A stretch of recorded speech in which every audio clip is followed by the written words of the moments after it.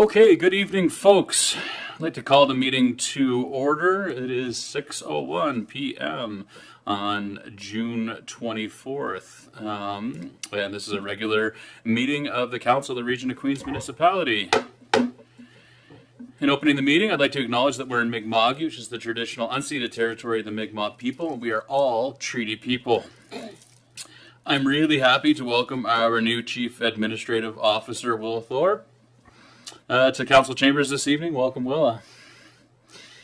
I did not receive regrets from members of Council. All members of Council are here, thus we have quorum, so I will move ahead with the business for today. I think that's gonna, Heather, I think it's gonna stay cooler if we keep those doors open. Thank you.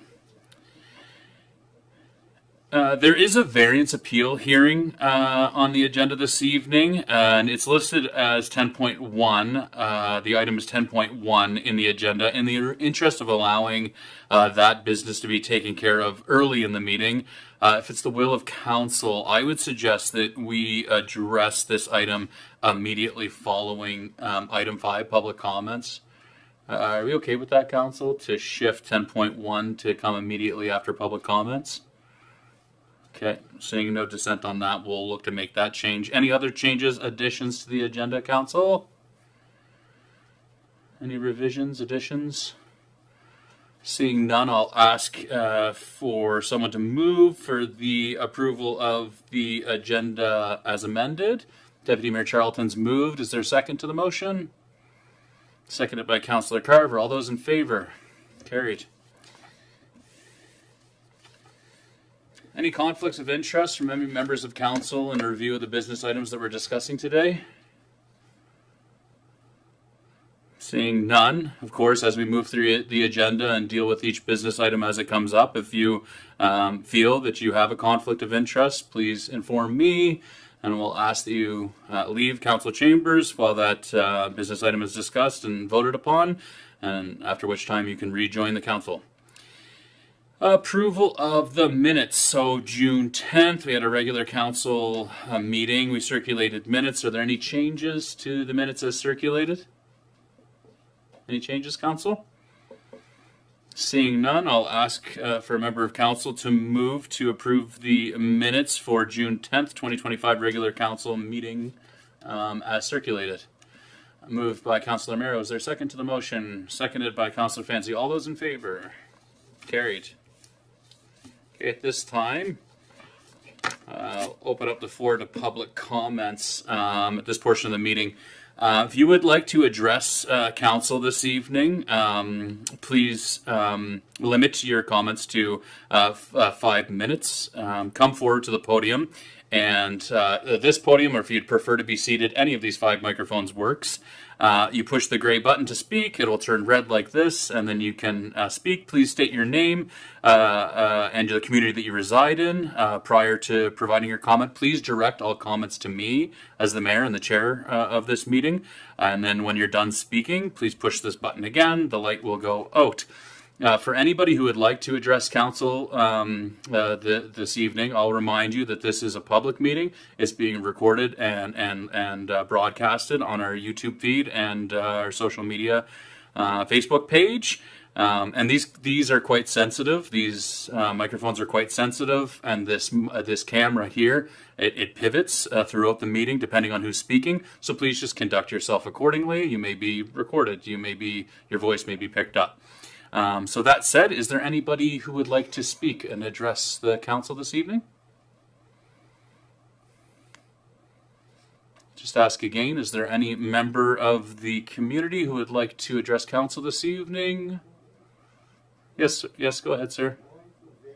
Yeah, so we're going to do if you'd like to speak specific to an appeal on the variance application, there's going to be a specific time to do that. So, yeah. Certainly, if you want to come forward and provide a comment to council, that's welcome. Welcome.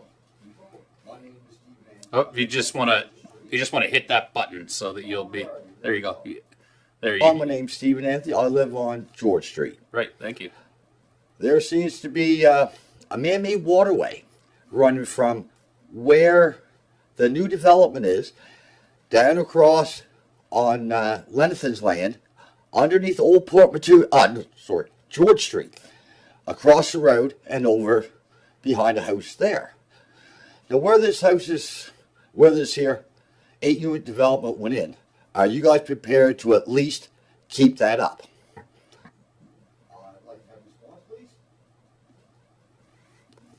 I'm sorry, we don't do question and answer during public comments. No, I'm sorry. We don't do question and answers during public comments. But I'd be happy to discuss it with you. Yeah.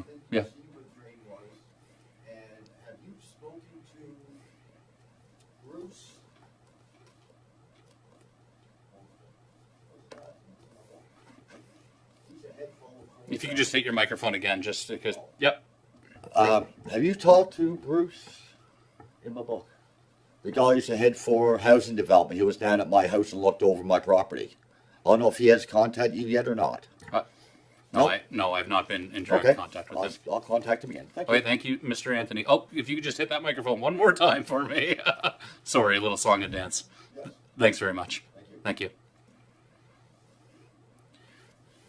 Are there any other members of the community who would like to address council this evening? Okay, seeing none, we will move to the variance appeal for Old Port Mattoon Road in Liverpool. Director McLeod, could you please come forward and provide some information for this file?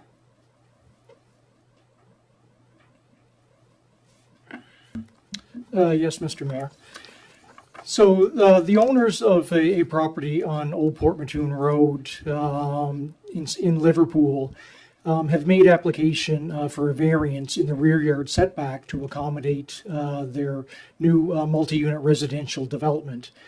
The property owners, which is actually the province of Nova Scotia, is seeking a reduction in the rear yard setback from 7.5 meters to 4.5 meters, citing the topography and geology of the property as the reasons why the situation of the new residential dwelling could not be situated such that it met the setback requirements.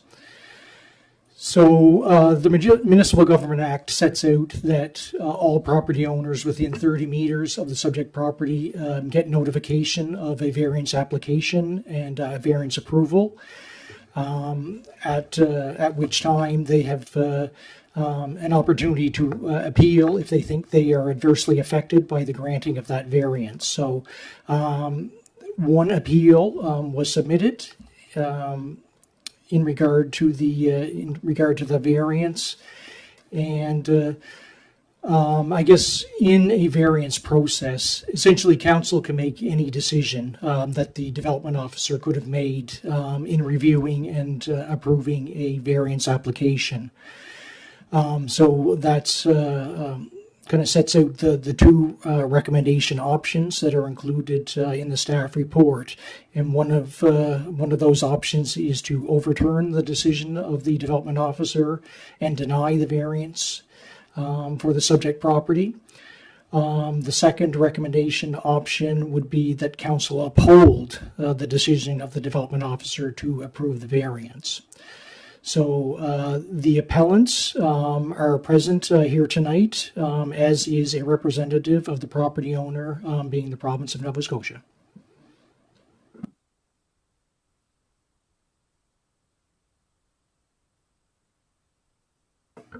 Okay, so at this time, I would invite the applicant to come forward to speak to the project.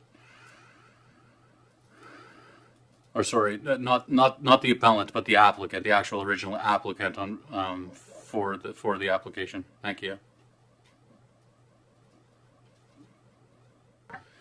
Good evening, Mayor and Council. Glad to be here. My name is Paul Burt.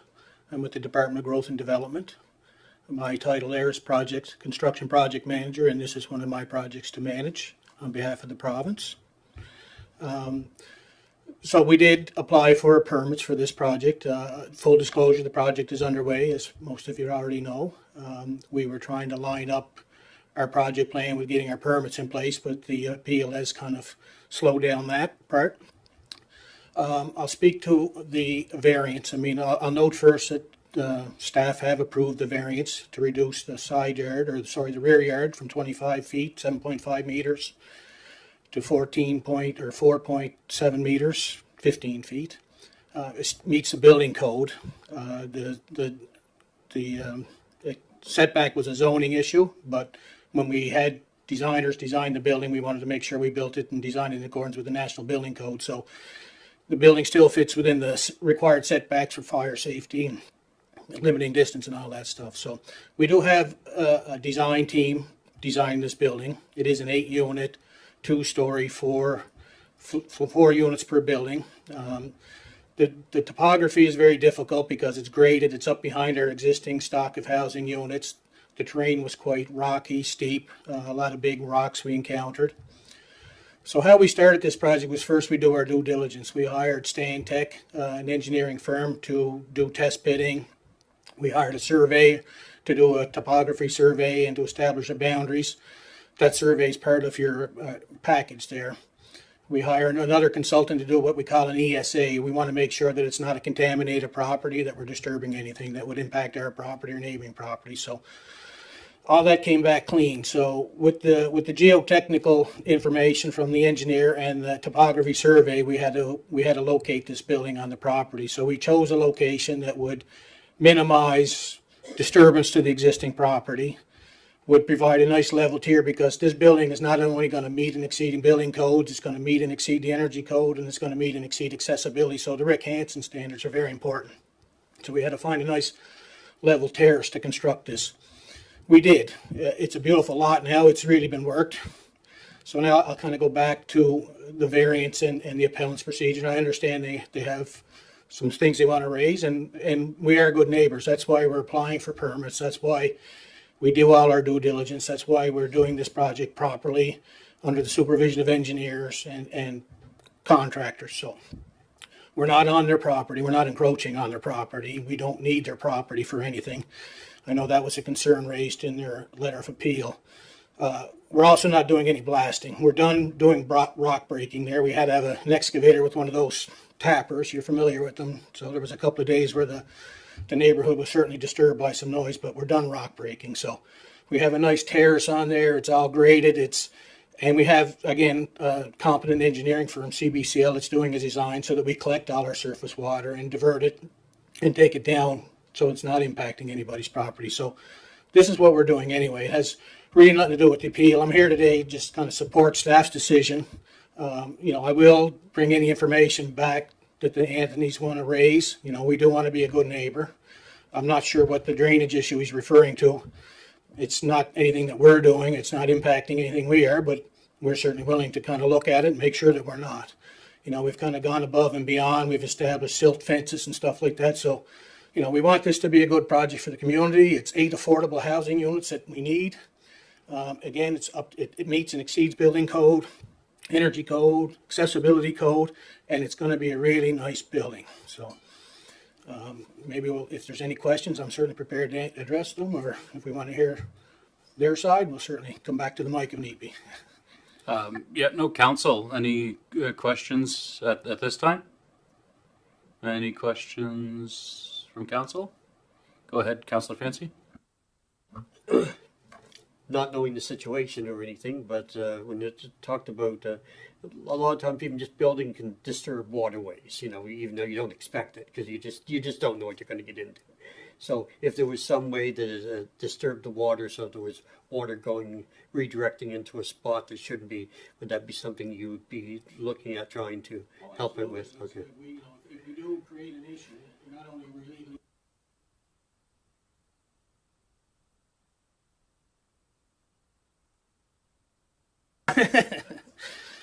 I used to do this for CBRM for 10 years, so I'm a little rusty, but anyway, yeah. So, no, we want to be a good neighbor. So we're not aware that we created an issue. If we do create an issue, we're more than willing to deal with the issue. I mean, we're not doing any drilling. We're not doing any blasting on the site that may, generally that's what can disturb bedrock and create fissures in the soil. We're not doing anything like that.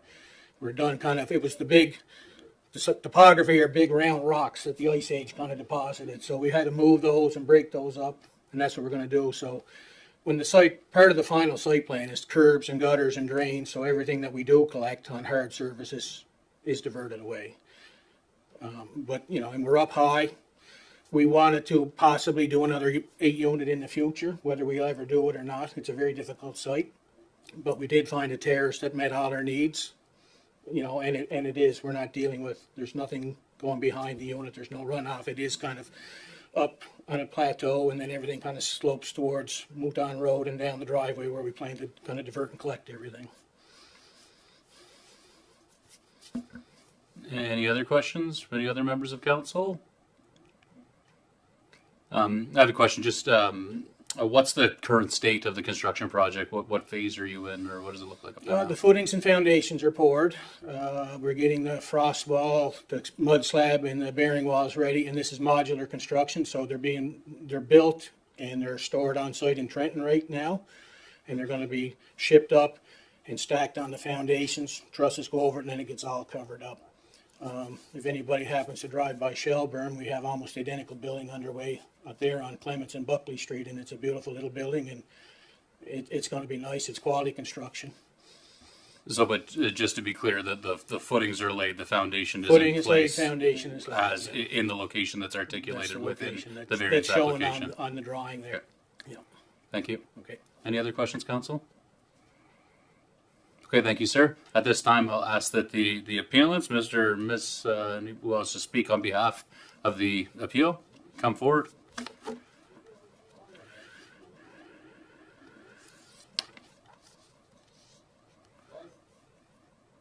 I thank you for this opportunity. Of course. The first one I'd like to address is the guy right here beside me. Just if you could just direct your comments to me, though, that'd be Okay. Stephen. Yeah, thank you. Well, like I'd written here, the only thing I did one small thing here at the bottom, which was non-correct.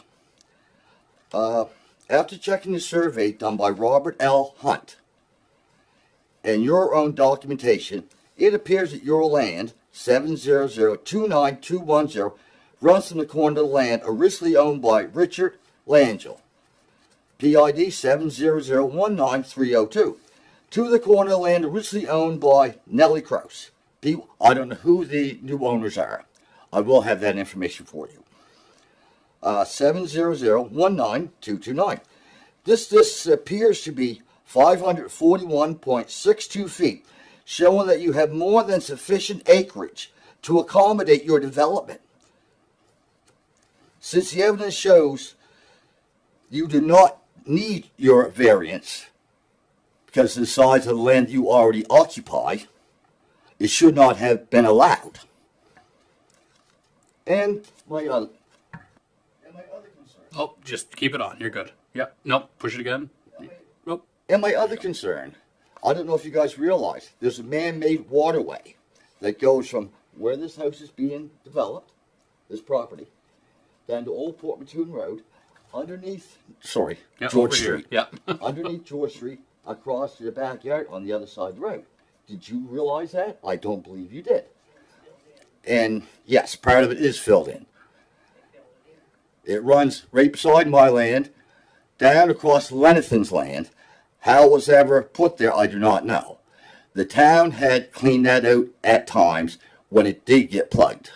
So, like I asked, are you guys going to be responsible to at least clean that out where those guys put that place in there? Because water, there's a ditch there now that shows that the water was running there. So I don't know how plainer I could be. I thank you for your time. Of course you can. Come. Please come forward, Miss Anthony. Welcome to the chambers. Please direct your comments to me. Sure. Oh, you don't need to hit it. You're good to go. Okay. Yeah. When the school went in, we had the same problem. Water.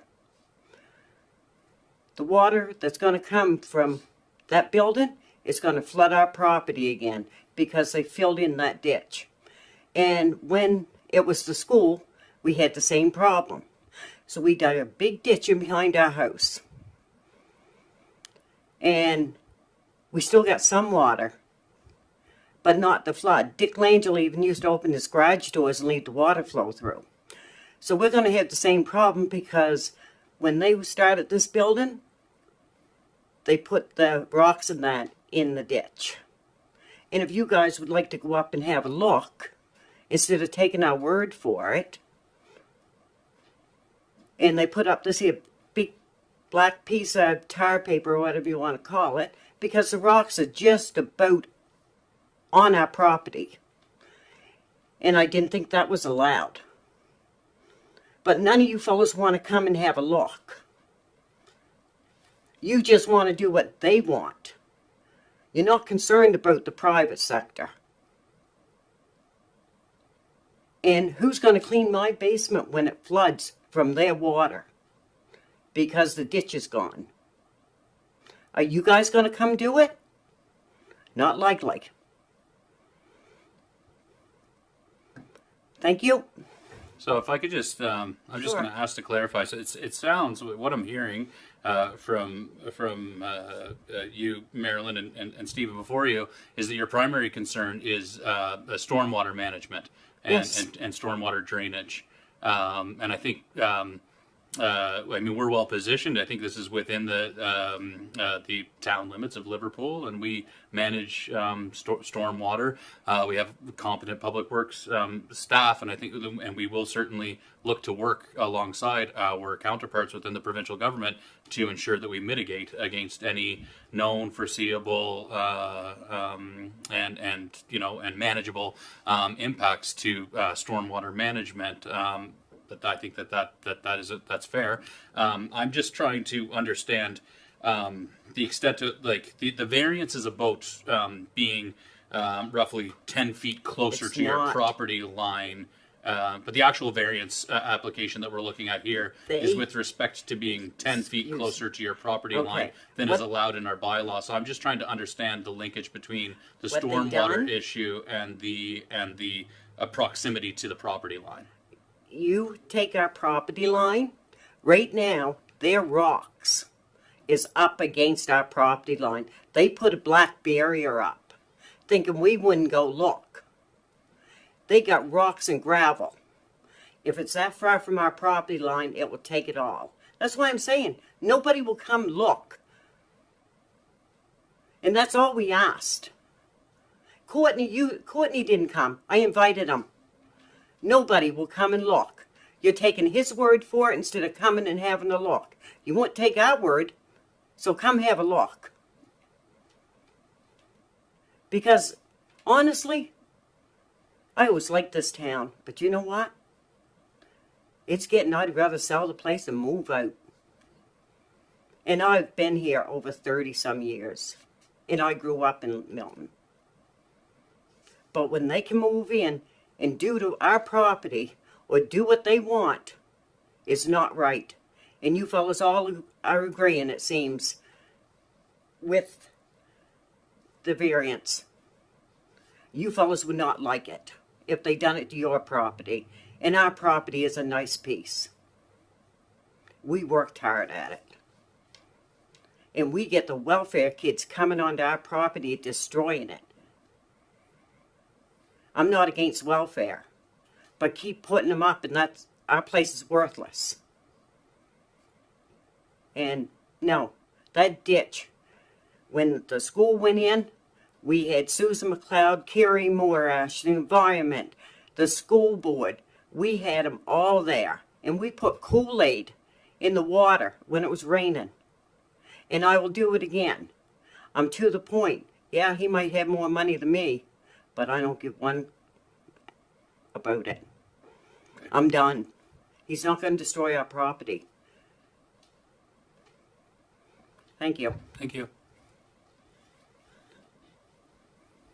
Any questions for the appealants, council? Any questions?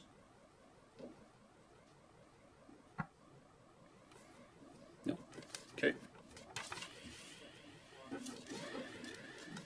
Hearing none, I'm going to reiterate in voting on the decision, council is able to make any decision that the development officer could have made respecting the variance application. And just to be clear, the two choices of motion are to stop the development. And the choice of the motion is option 1.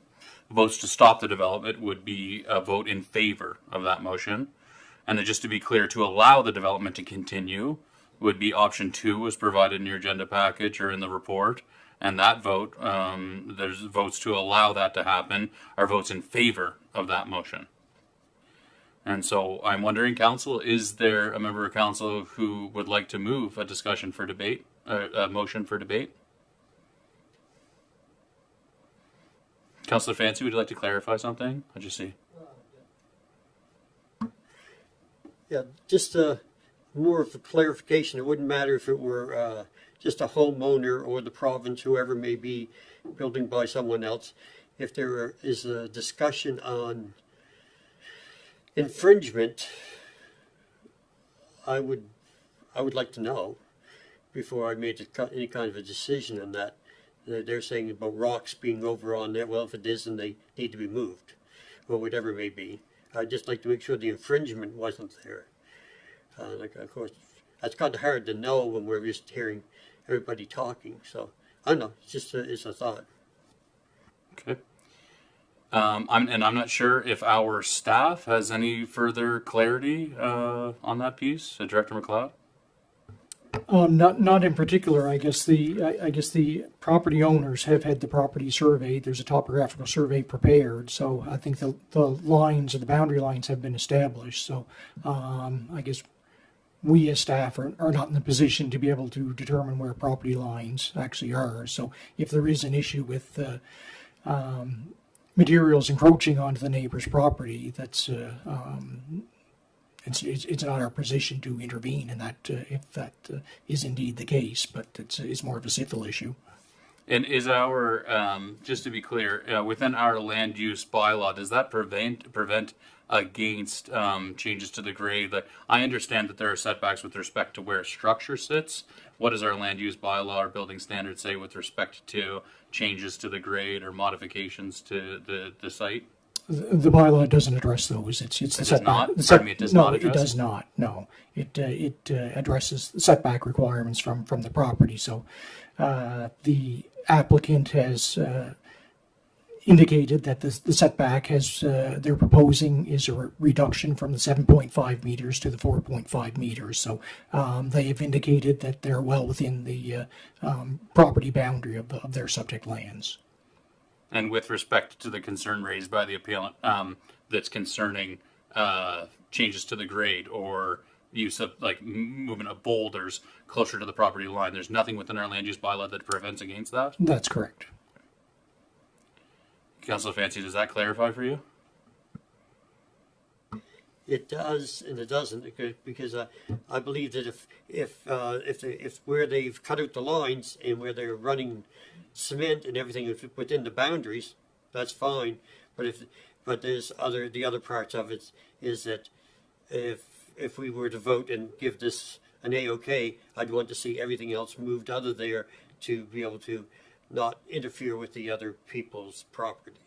If that was some kind, I don't know if you can put that into that or not. It was like the waterway and rocks on the property, as long as they keep it so that everything is within the guidelines of that property, and that the waterway, if there's some kind of interference with water, that it would be taken care of.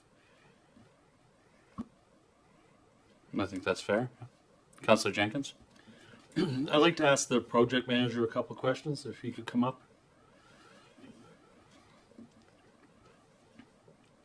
Since we're talking about excavation and whatnot on the property, from the undisturbed surface, how deep was the digging done before you started to have to deal with rocks? About 1.5 inches. We didn't go down very deep. So I'll clarify a couple of things. First, the one thing about the black fence is a silt fence that we put up, not to hide anything. It was put up after her last visit on site. She was concerned about stuff running off into her property, so we put it there as a barrier. We're not on her property. I have a survey location certificate that we'll submit as part of the process if we're moving forward with a location certificate. I've got drone video that's lined up with the location certificate that kind of shows the plan. I wasn't on my phone, not paying attention a minute ago. I was trying to see if I could send it to him to maybe we could kind of see it on the screen, but we're definitely not on our property. What I can say is legally we'd be required, whether we're a private owner or the government. I mean, if we negatively or adversely affect somebody's property during our development or because of our development, we're legally bound for it. The difference is you're not going to have to sue us if we do something that does end up adversely affecting anybody's property. We will be responsible for it. That's my commitment here today. I plan to speak to these folks at the end of this hearing one way or another to maybe try to reassure them that our plan is not to leave a mess for them or anybody else. This is a really good development. We've done our due diligence. That's why we hire engineers. The final plan does deal with this stormwater mitigation to make sure that it's being contained and directed and dealt with appropriately. So that's, if there's any more specific questions. So.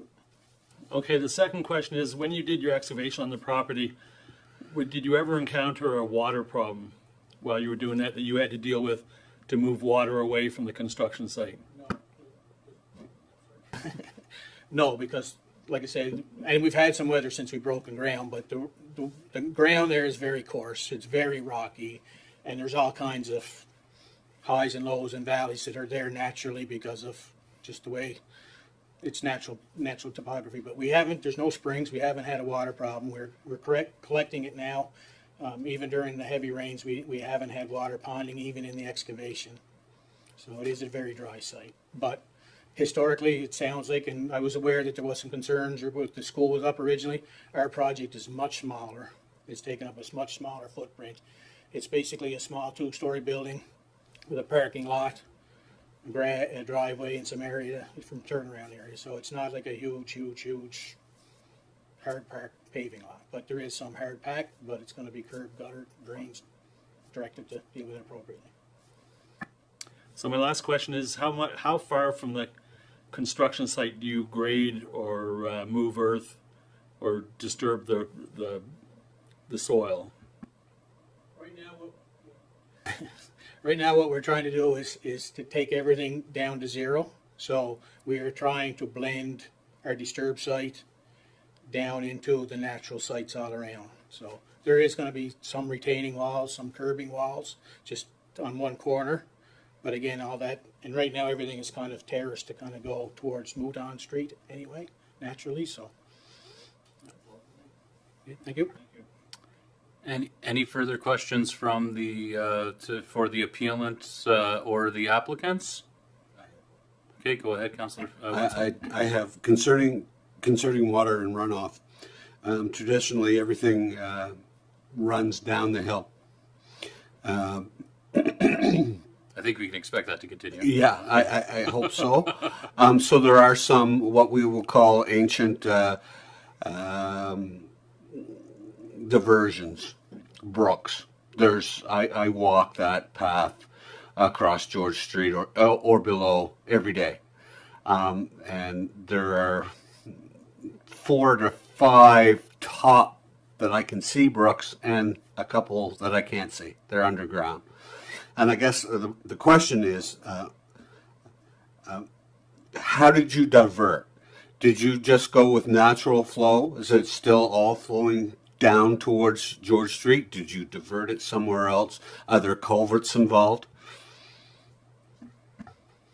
We haven't diverted anything yet. I mean, we've excavated our site down to footing level.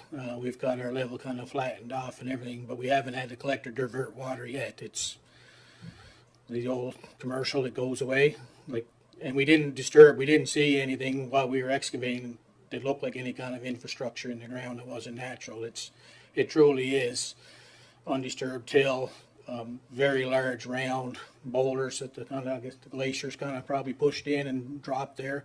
But we haven't had a water problem there yet, even though we've had a couple of wet days. So I mean, if what I can promise these folks and anybody, if there is a problem, if they're seeing a problem now with respect to anything, make us aware. We've had the folks, the appellants, up on the site a couple of times. We've made our engineer available to them. I mean, maybe they're not going to take our word, but I'm hoping they will, because my word is this is what we're going to do. We have it all designed. We just need to get the job finished. Thank you. Thank you. Any further questions, council? I will hear the appealants. I see that Stephen would like to address council one more time. Yeah, if you want to come ahead, come forward. And please, if you could just address me, please, sir. Yeah.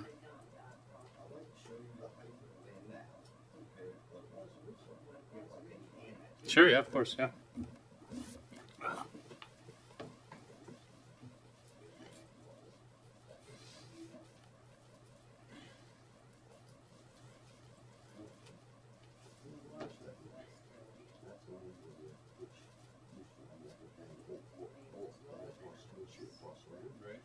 This is the 10 feet high. Thank you. So you can water that's going down there and go to park the dog. So you can have a look at those. Okay. And that's what my biggest concern was. Okay. Was that the water that was there, that ran down. Oh, sorry. Yes. There we go. No, the water that originally ran down there, across, underneath George Street, across the next door neighbor's backyard, where's it going to go now?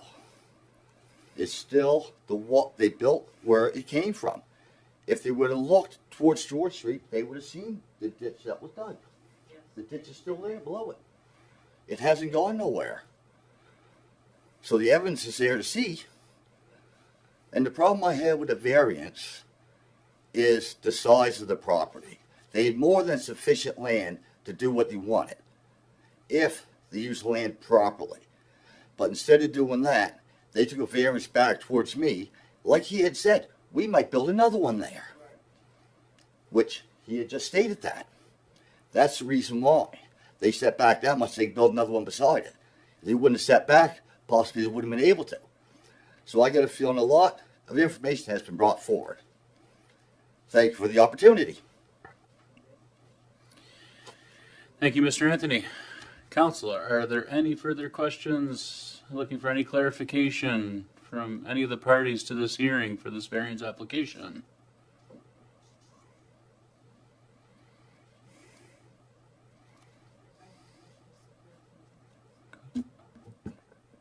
Thank you. So just to go back, Mayor Christian, to things that you clarified. So the So grade. can you get right into your microphone there, Sorry. Deputy Mayor? The grading is not something that is in our bylaw. That is something that it can be considered. So even though the property line is built up, that's not something that we, like as the Region of Queens, have anything to do with. Can you hear me okay? Yeah. Okay.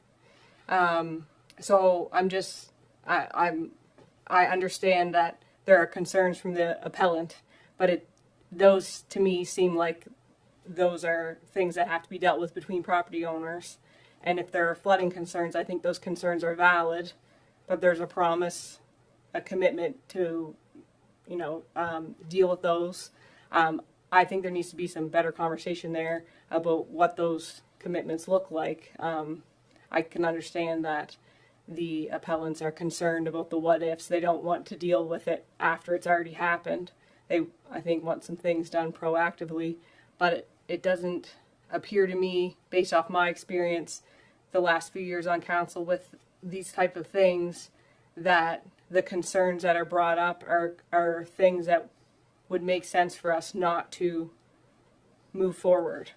And so I just, if Director McLeod can just clarify that I'm understanding those right, I would appreciate that. Thank you.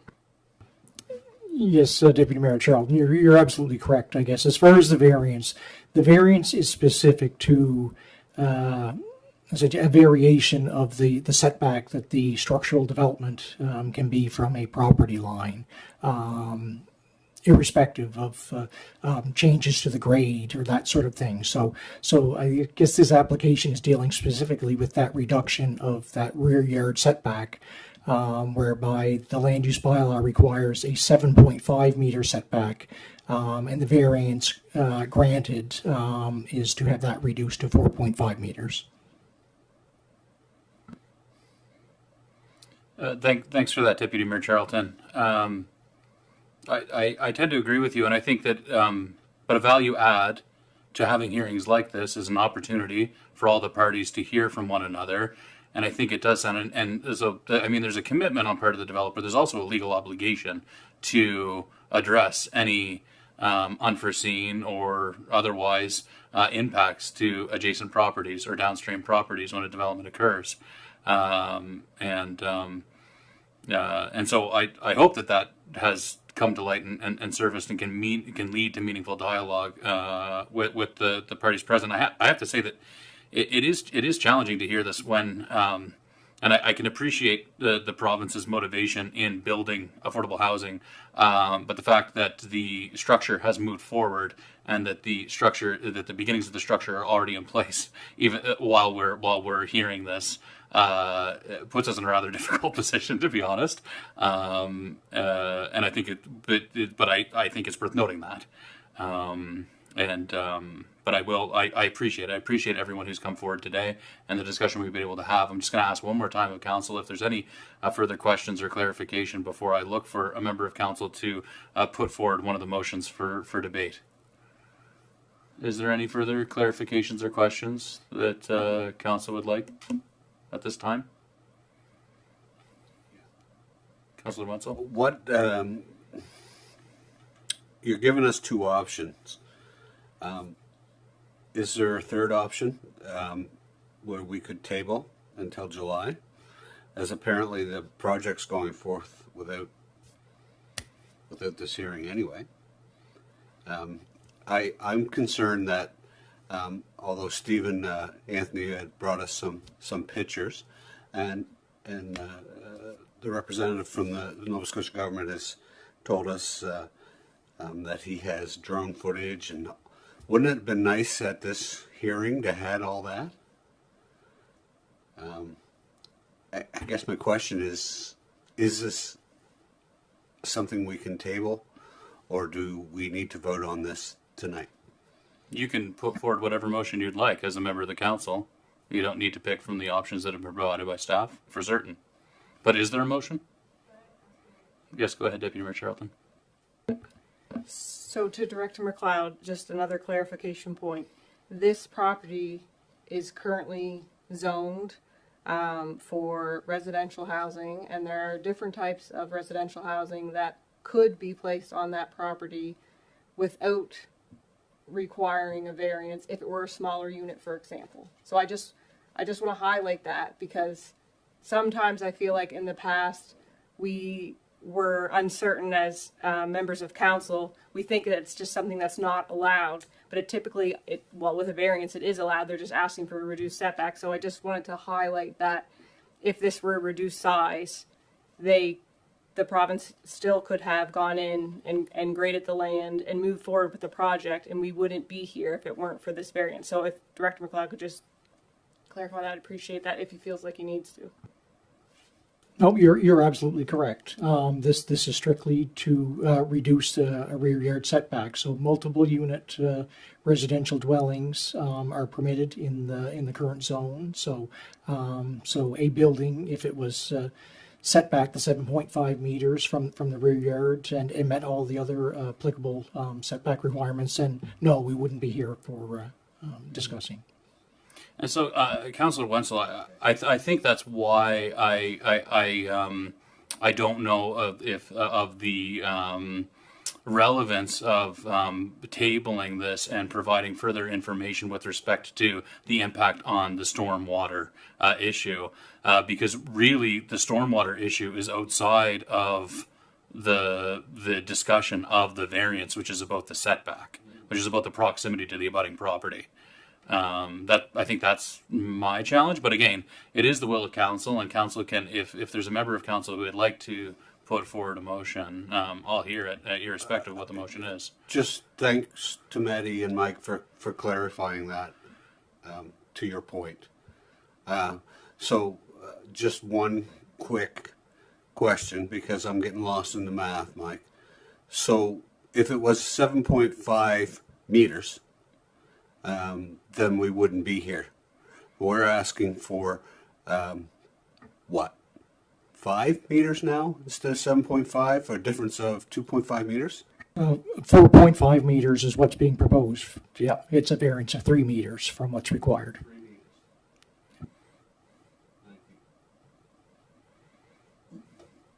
Councillor Jenkins?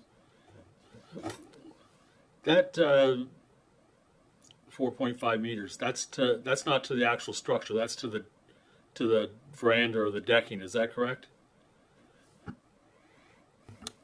I guess on the second page of the staff report shows that the site plan, so that's actually to the decking, the 4.5 meters.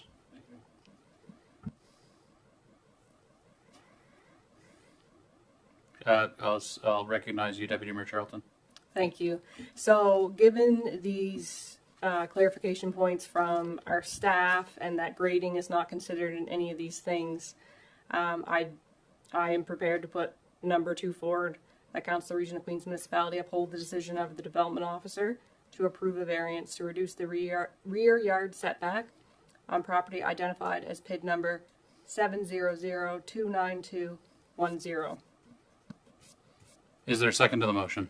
Seconded by Councillor Jenkins. As the mover of the motion, I'll provide you the first opportunity to speak to. Would you like to speak further, Deputy Mayor Charlton? So I certainly don't want to reiterate all the points, but it is challenging when neighboring properties change, especially when they've been a certain way for a long period of time. We do need affordable housing in this community, and I certainly hope that the province upholds their commitment to the Anthonys for their concerns about water, because they are relevant. And that's all I have to say. Thank you. Is there a member of council who would like to debate the other side of it? Is there a member of council who would like to debate against the motion as presented?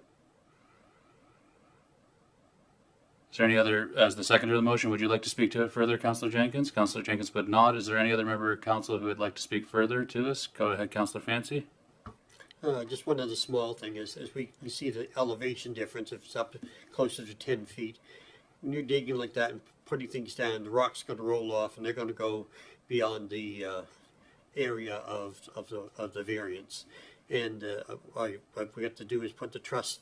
What we're saying is we're putting, if we put this through, we're putting the trust that the province will clean that all up, so it'll all be back into like those rocks just rolled out. I'm sure they did.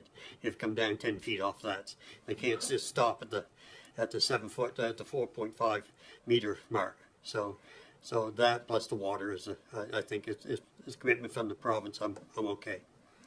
Appreciate that. Councillor Fancy and just all other members of council, if you could please try to speak directly into the microphone. I'm having a hard time hearing because the AC is running full tilt. So that will help just with probably with folks in the gallery as well, having a hard time hearing us.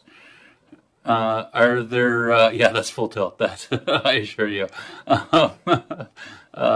Any further debate from council on the motion? Is there any further debate? I don't want to debate, but I just want to mention that when we're talking about development all over that end of town, when we're talking all the hills, from Brunswick to Amherst to up to George and up further, we saw it at the co-op housing that's going in on Lawrence Street. When that first started, the excavation started there, we had a number of homes flood. And I just want to reiterate what Maddie said to our government official is we do have a serious problem with that. And I hope you keep your word with the Anthonys on this, because it happens, and I think it will continue to happen as we develop over on that side of town.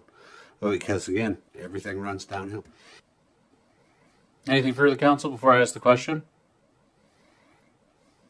All those in favor? Carried. Thank you.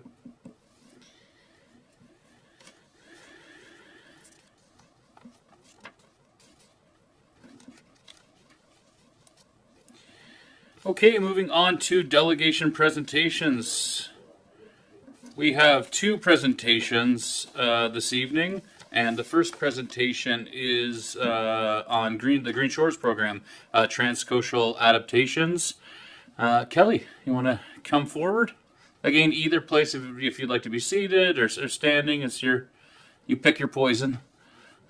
Welcome. Hi everyone, my name is Pamela Brennan. Thank you for having us, your worship, council, staff, fellow community members. I'm here to introduce Kelly Umla, who is a representative with Transcoastal Adaptations. I happen to own a little piece of property, my wife and I do, out in District 6, and we happen to be on a lake. And hot topic lately is coastal protection on our coast, which Queens County has a lot of.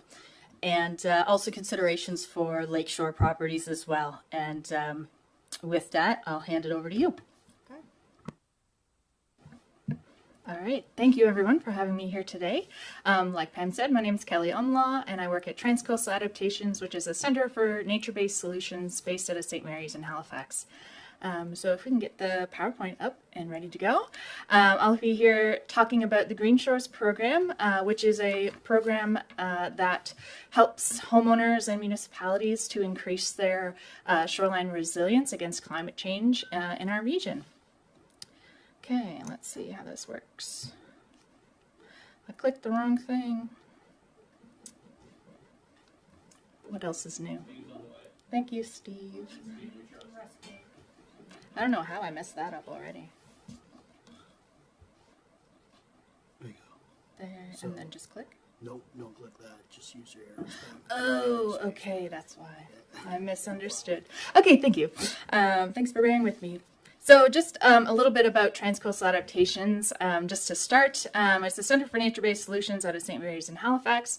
We engage with in research and partnerships that promote undertaking of projects related to climate change adaptation, both on our coasts and also on lake shores with the Green Shores program. Our partnerships cross between industry, academia, non-governmental organizations, and multiple levels of government as well. That supports the confluence of research and practice. So our mission is to help build climate resilient coastal communities and ecosystems by protecting, enhancing, and restoring natural processes through things like innovative research, collaboration, and actually implementing nature-based solutions on the ground. So a little bit about an introduction to Green Shores. It was initiated by the Stewardship Center for British Columbia, over obviously in British Columbia, and it has since been tailored to meet the maritime context since 2023. It provides a credits and ratings framework for shorelines, similar to LEED building standards that was popular a couple years ago. And it addresses erosion, flooding, sea level rise, and other climate change impacts on our shoreline. On our shorelines. The program incentivizes the use of nature-based solutions and hybrid solutions for management in order to maximize the environmental benefits as well as societal and personal benefits for property owners that come with a healthy shoreline, and to increase our resilience against aforementioned climate change impacts. So the program foundationally follows these four guiding principles that you can see on the screen, mainly preserving or restoring physical processes that happen on the shoreline, maintaining or enhancing habitat function and diversity, preventing or reducing pollutants from entering the aquatic environment, and to avoid or reduce cumulative impacts, which are those small individual effects that add up to cause greater issues down the line. So when I'm talking about resilience, it's kind of a debated concept at this point in time, but in this context, we consider it as the ability for a system to bounce back after a disturbance. So for systems to self-engineer and recover naturally from these disturbances. However, it's usually dynamic. So you can see in the photographs that, for example, in PEI, after Hurricane Fiona, there was massive changes to the dunes, but they were able to build themselves back because they're a relatively resilient system, and that's that dynamic equilibrium at play. But it may not be in the same location and might look slightly different than it did before. So it must be considered at a whole systems level. And this is a very complex amount of things on this slide, so I'll talk you through it here. It's mainly just driving the point home that riparian zones and areas around our watercourses are really important to maintain vegetated and healthy. So systems are able to bounce back from these disturbances due to the many processes that are happening on shorelines, and they in turn provide important services to everything living on the shoreline, including us as people. A healthy riparian zone stabilizes banks, it traps sediment, it absorbs runoff and energy, it provides habitat to our desired shoreline species and that we like to watch or enjoy the space with or gawk at or just share with our families. And filters out pollutants, recharges aquifers, and maintains connections between the land and the water rather than cutting them off. So riparian buffers between waterways and development are key to ensure that there's enough space for all of these functions to occur.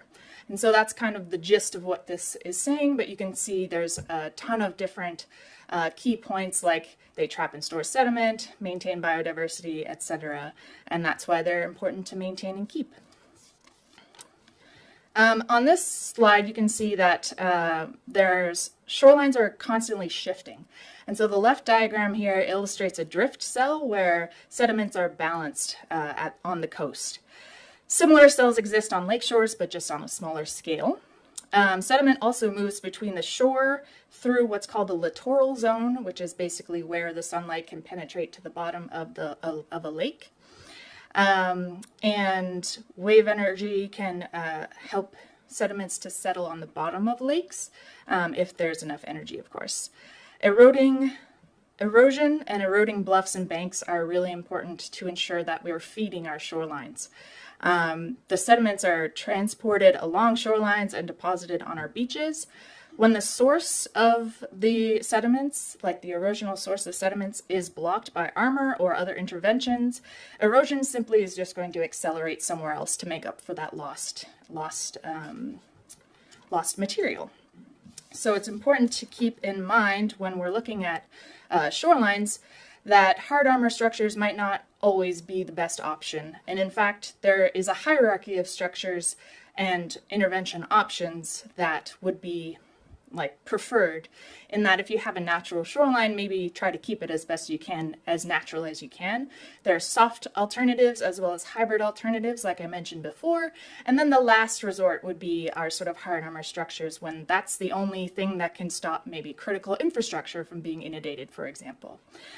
So you might be wondering, what the alternatives to hard armor is, and I'll get into that on the next slide. But in general, the cost of materials and installation for soft alternatives tend to be far more affordable, from between 30 and 70% in the case studies that we studied for this. These numbers that came from a study done by a company called ESSA in BC. And so they also found that these nature-based and greener shoreline structures or shoreline adaptation options always provided enhanced ecological resiliency against climate impacts, whereas hard armor and the sort of status quo structures that a lot of folks are putting in place always led to poorer ecological resilience and inability to sort of bounce back after storms. So this sort of all supports the effectiveness of nature-based solutions. And this is a really key slide here where this rigorous study did a triple bottom line analysis and found that for every $1 put into a nature-based solution, you would receive $7 back in benefits, whether that be ecological, cultural, or economic benefits. So that includes things like habitat services, cultural services, nutrient cycling, waste processing, carbon storage, and flood protection. These services, it resulted in a 7-to-1 net benefit to cost ratio, which is significant. And so it's important to consider when you're thinking about shoreline adaptation. So here are some examples of what exactly I mean when I say things like a soft shore treatment or a hybrid treatment.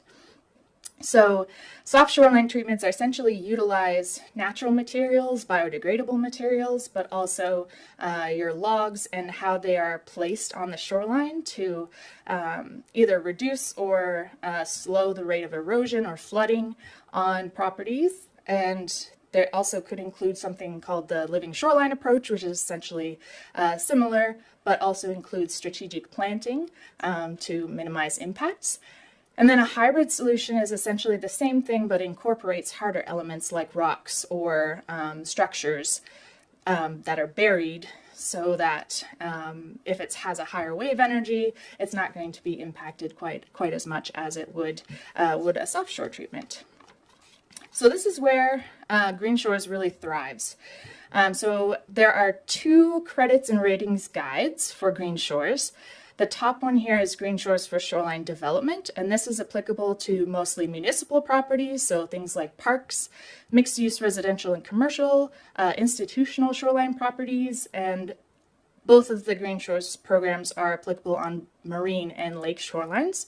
So they're really great that way. So that's really good for municipal staff and municipal planning for shoreline development. And then there's also a program called Green Shores for Homes, which is more for those smaller scale projects, residential properties, again, both freshwater and marine shorelines.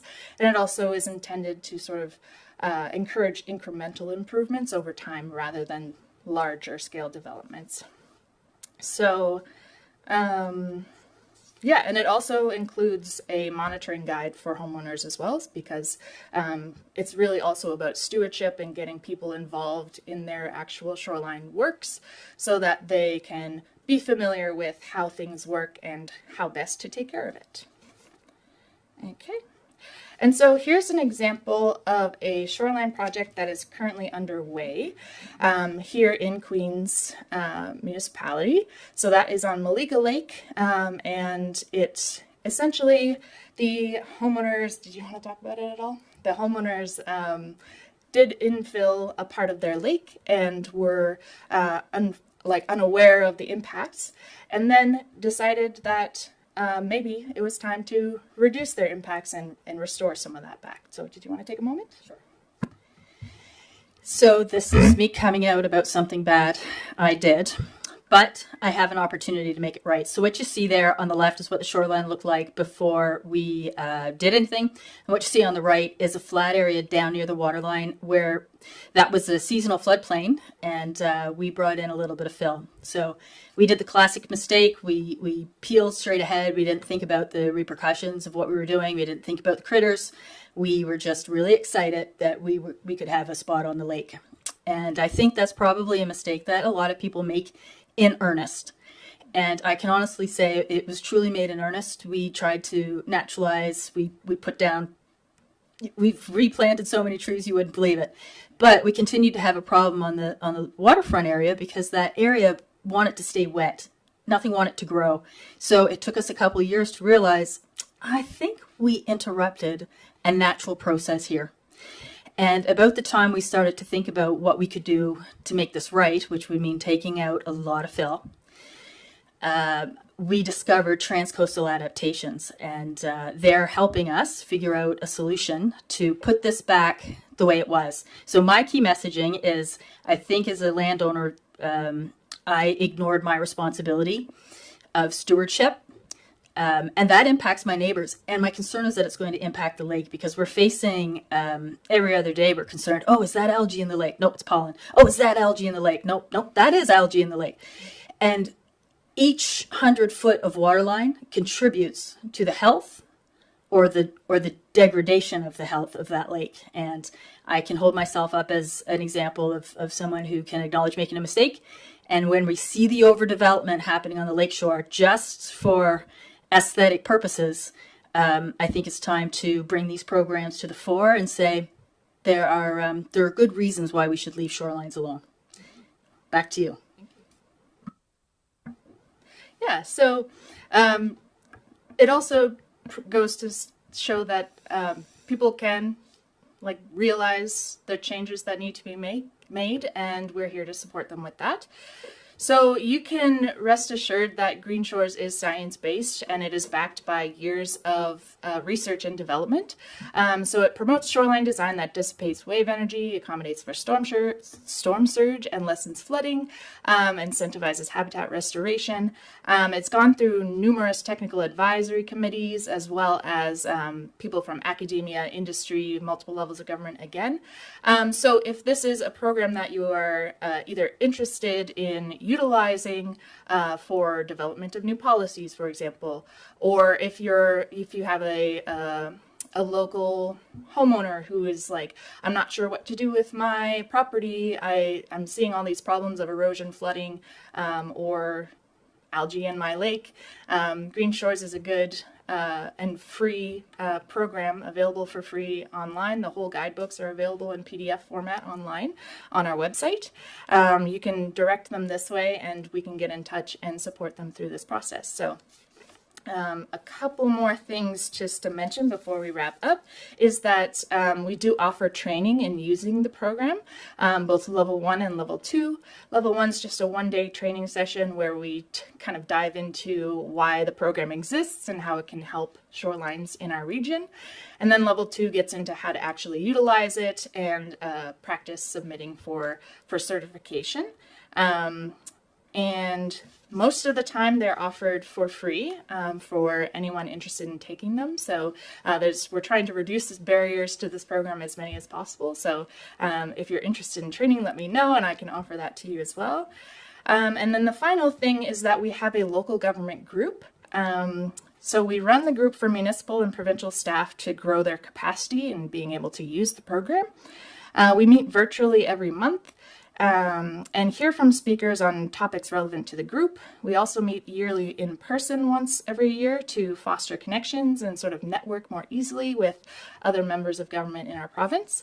And is also the folks in the local government group are first to know about training opportunities and are able to take it for free. And we're always looking for new members. So it's free to join and you're all very welcome to join. So that is just about it for me. And I wanted to say thank you very much again for letting me come and speak, for welcoming me to come and speak with you all about this program. And I hope it is of great use to you. So thank you very much. Well, thank you so much for the presentation, Kelly. Very, very valuable resources, to be sure. Any questions, comments from council on the presentation? Go ahead, Councillor Wenzel. How's that? Thanks for the presentation. I enjoyed it very much, and you actually stole a little of my thunder because I'm working with I'm on the Southwest Biosphere Committee board. I'm not sure what we call it. And are you familiar with their Healthy Waterways project? Vaguely. Vaguely. Vaguely, yes. Yes. You have to turn off yours. Oh, sorry. Yeah, it's fine. It happens all the time. So you're not conjoined with those folks at all. They have a, just to let you know, they have a very a pet project going on at Pond Hook Campground. Are you aware of that? Yes, and I also am working with the Canadian Wildlife Service to deliver Green Shores in the guestbook area. So we're like tangentially involved together, but directly not yet. Well, I really appreciated this. Queens County is full of lakes, rivers, brooks, and lots of shoreline. And we've been a little lagging in tackling climate change. And the pictures of Maliga, I've trolled past that when it was original and how it is now. And I'm concerned on that lake, I will tell you, with the people that think they need to plant lawns. Yeah.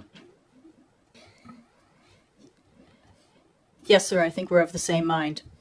I would invite anybody to come and troll by our property when the project is completed. It's with Transcoastal Adaptations and CB West. That's the contractor that specializes in naturalization. And they're helping us plant native species so that we can see the painted turtles, the snappers, the woodland turtles, the red root, and the ribbon snakes again, because we haven't seen them in a couple years, and we did that. So please do come by. We hope to have this project wrapped up by the end of August. It will look muddy, but by next year, we hope to see it naturalized even more. Trout? You got any trout there? The bass ate 'em. Yeah, I'll echo Councillor Wenzel. We're struggling with this. We're struggling with how to manage and protect our coastlines against development. And so I appreciate that this is one element of this has to be supporting property owners and stewards of the land who want to make the right decision, who want to do things in a sustainable and responsible way. And so I appreciate that this is a really valuable program, valuable resources to support folks to do that. And I think and then from the municipal perspective, clearly really good resources for our team to draw upon. So I very much appreciate you bringing them forward to our council tonight. Is there anything further, council? Okay, thanks so much. Thank you kindly.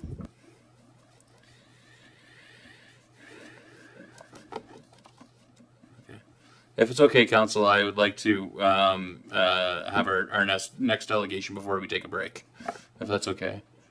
Okay. I will invite up Mr. David Ireland from the Nature Conservancy of Canada. Welcome, Dave. Good evening, everybody. I was wondering when breaks happened during this.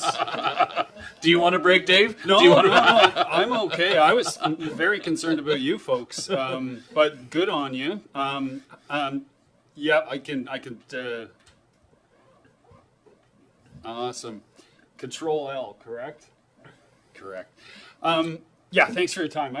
I'll probably take 10, 15 minutes tops. Thank you, Mayor and Council, for allowing me to be here. My name's Dave Ireland, and I work for the Nature Conservancy of Canada. I'm the director for the Nova Scotia contingent of our national organization, but I also live in Liverpool.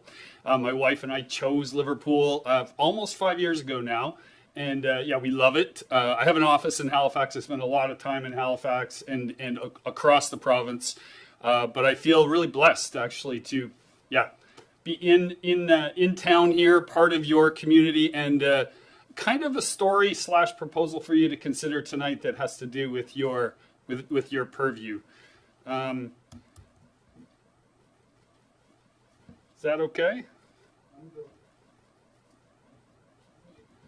Yeah. Control L again. That's better. Yeah, so the story I'd like to tell tonight is about Path Lake. I know you're all familiar with the lake. I know you're all familiar with the property. There is I'll get into this in a second, but there's about 160 acre parcel of land that was bequeathed to the municipality in 1988, and I'm going to focus on that piece of land tonight. But I will just briefly give you a little bit of background on the organization I work for. So the Nature Conservancy of Canada, not to be confused with the Nova Scotia Nature Trust. So they are very different organizations where we work very closely together. But the Nova Scotia Nature Trust, their jurisdiction is very specifically Nova Scotia. And the Nature Conservancy of Canada is a national organization with representation all across the country. We're in fact Canada's biggest environmental charity right now, with about 550 staff and a lot more volunteers than that. Volunteers really keep our doors open for sure. So I'm a biologist, I'm a scientist, but certainly my journey has been sort of interesting. I worked for Parks Canada for 5 years. I've worked for Canada's largest natural history museum for 10 years as the managing director in Toronto. Sorry, it's the only time I'll refer to that, and that was a long time ago. But I've now found myself as the lead, administrator / director for NCC here in Nova Scotia, and I've been spending the last, while learning about our communities from Muscadaba to Cape Breton to Queens and Port Jolly and Port Lemaire. And I'm happy to say that, we chose to live here not just because of its rich biodiversity and amazing coastal zone areas, but also because NCC has a really strong footprint here in the South Shore. NCC's been in Nova Scotia since 1971, been in the South Shore since about the mid-90s, and 20,000 hectares of land protected across the province, 2,000 hectares of land protected on the South Shore, 2,000 hectares protected in Queens Municipality. So we are truly doubling down on Queens and this region because it's rich in biodiversity and it's a rich spot for land protection. So in essence, I won't get into the details of this, 'cause certainly when I talk about the Path Lake project, it'll come out. But NCC, kind of does three things. First, we secure land for conservation in perpetuity. So once we own the land or have an easement on the land, it's protected forever. We're legally bound by the CRA and our charitable status to keep it protected forever. Two, we steward that land forever. So we have a 20% fiscal responsibility for every project for long-term stewardship. So any project we do, 20% of that value of that project goes into an endowment to take care of that land forever. And three, we work very closely with various indigenous governments, federal, provincial, and municipal governments to advocate for change. We're big believers in nature conservation, climate change reduction, biodiversity protection. And so we work with folks like you, aside from the land protection, to help educate folks, to help transition communities and governments towards a more sustainable future. All right. So that's the background. Love to answer more questions about us. Really happy to be working in the South Shore. But man, Path Lake is an amazing property. I had my staff check it out last year. We walked it. It's incredible. I don't need to detail what's on the screen. I think you all know this. But it's surrounded by other conservation lands. So I'm for anybody, we're down in the South Shore. We're down sort of Port Lemaire, on the way to Thomas Riddall. Path Lake would be on your right if you're traveling south. You see the lake. You see the little picnic stand area that the municipality runs. And then the lake goes off to sort of the northwest, and the property goes southwest. It abuts Crown Land after Cox Creek, and it's about 160 acres big. It was bequeathed to you folks by a group of individuals here who'd lived in Liverpool for a long, long time, under some conditions that we are more than happy to uphold. Basically, it's to encourage recreation by the people of Queens County, hunting, fishing, hiking, use, all good with us. The story I'd like to tell here is that this property is part of a puzzle that's just unfolding right now in terms of the southwest corner. We have Kejimkujik on the next peninsula over. We have a lot of Nature Conservancy of Canada protected lands on the Port Jolly Peninsula, and we have Thomas Riddell and a lot of Nature Conservancy lands on the Port Lemaire Peninsula. Path Lake is a part of that biodiversity matrix and the connectivity, so the movement of, to simplify it, the movement of wildlife, movement of genetic material, the movement of biodiversity across the landscape is dependent on lands being conserved. So we see this piece as super important to the long-term conservation of biodiversity in Queens County. And we want to help you protect it forever. And I think you've been doing a great job. Our company thinks you've been doing a great job. And I told my wife I would be so humble. We're really good at this. We're really good at this in terms of long-term protection and stewardship. So, so why partner with us? Like, why wouldn't you guys just keep it? Three key elements to this. One, we protect land for a living, and we have CRA and charitable status that allows us to do it legally forever. 2, we can uphold every element of the original bequest to Queens. And 3, we can raise the bar and the level of interest in the regional municipality of Queens when it comes to environmental protection. We will make this project significant. We will tell the story nationally, and we will make sure that this story goes down with all other municipalities across the country as a real success around how a municipality worked with the National Conservation Organization to protect land forever and to connect that puzzle piece.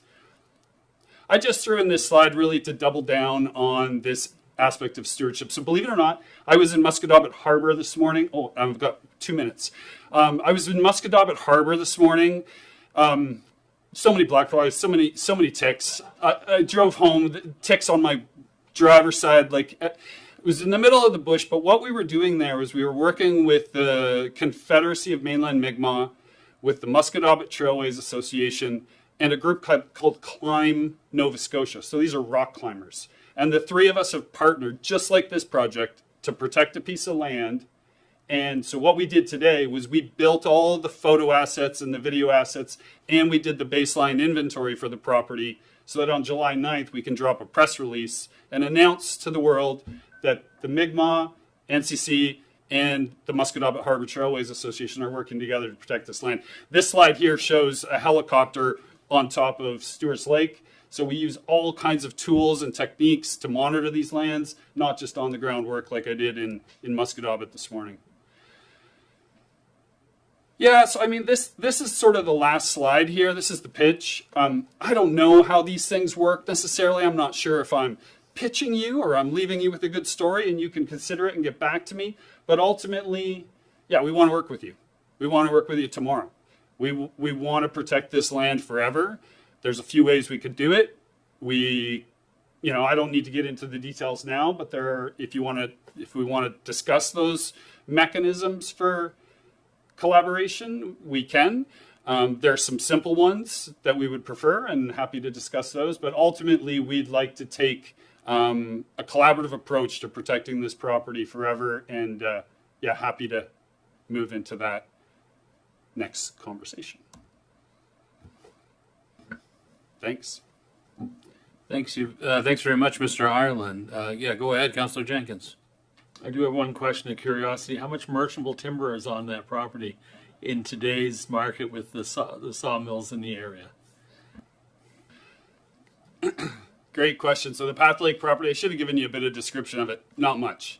The whole south end of that property is a wetland fen complex that feeds into Cox Brook. It's very low huckleberry shrub, significant lichen diversity. We've found 3 endangered lichen on the property, but the only significant timber is right close to the road, and some pine and a few other things. But as soon as you get over that knoll and you follow the lake down, it drops off and becomes a wetland complex. So yeah, we wouldn't be threatened by forestry. And forestry cannot, there's no way a forestry operation could harvest anything on that land if it became NCC's, under NCC's jurisdiction. I actually am familiar with that piece of land because in 1982, 83, I cruised it for Bowater Mersey paper, and I got over that knoll, and that was the end of the cruise. So I went on a little bit farther because it was deer hunting season, and it was the first time a deer was shot right in front of me, and it was a good area for wildlife activity, I can tell you that. So I think it's great work what you're doing. Further questions or comments from Mr. Ireland? Deputy Mayor Charlton, I'll come to you. No questions. Thank you for the presentation. I think this is a great opportunity, and I look forward to our council discussing it further. Thank you. Councillor Wenzel?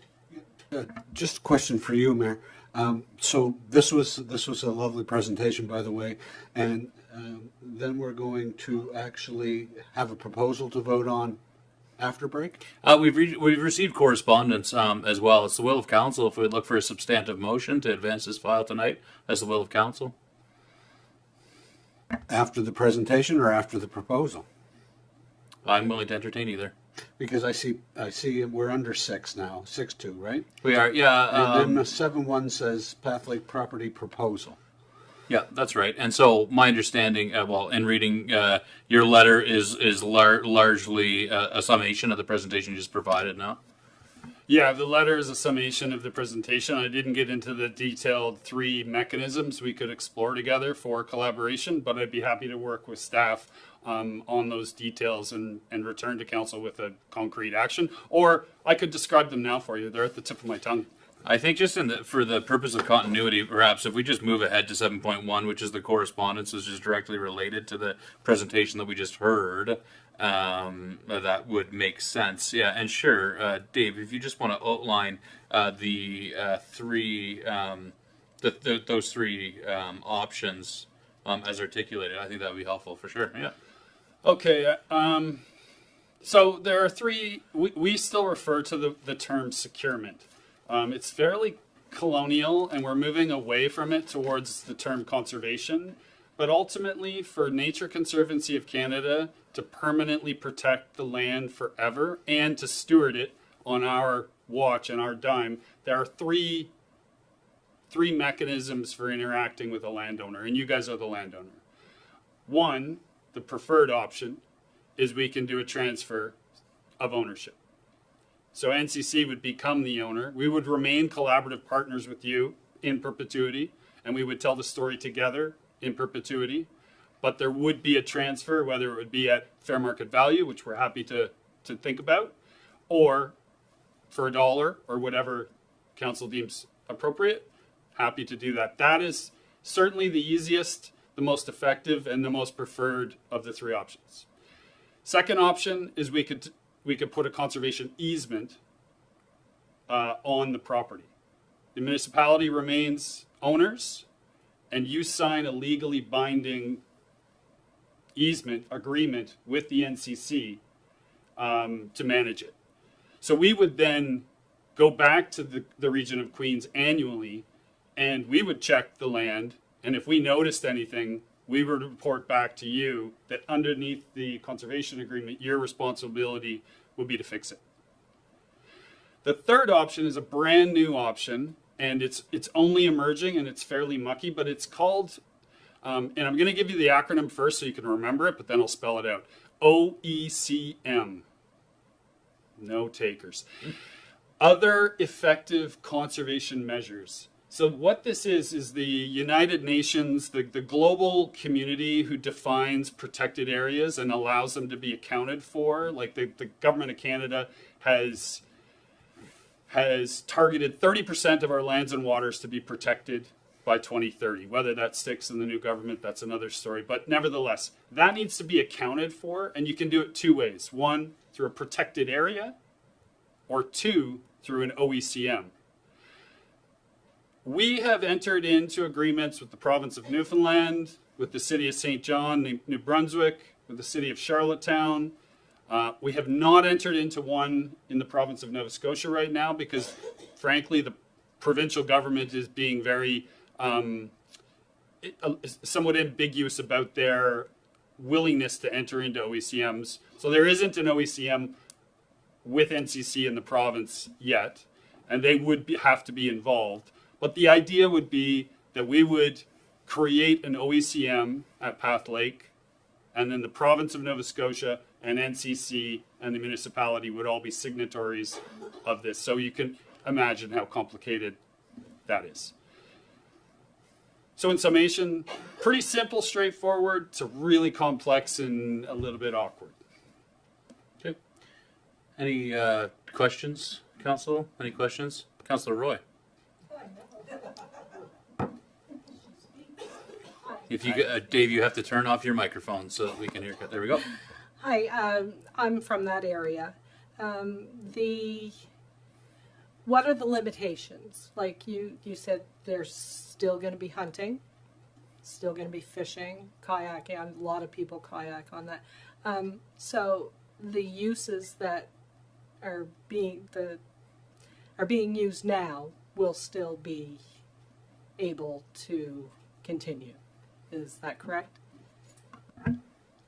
Absolutely. Everything that the property is being used for now by the municipality would remain allowed as long as they're done within the regulatory frameworks that they're done in. You got to have a fishing license, you got to have a hunting license. Yeah. Any other questions, council?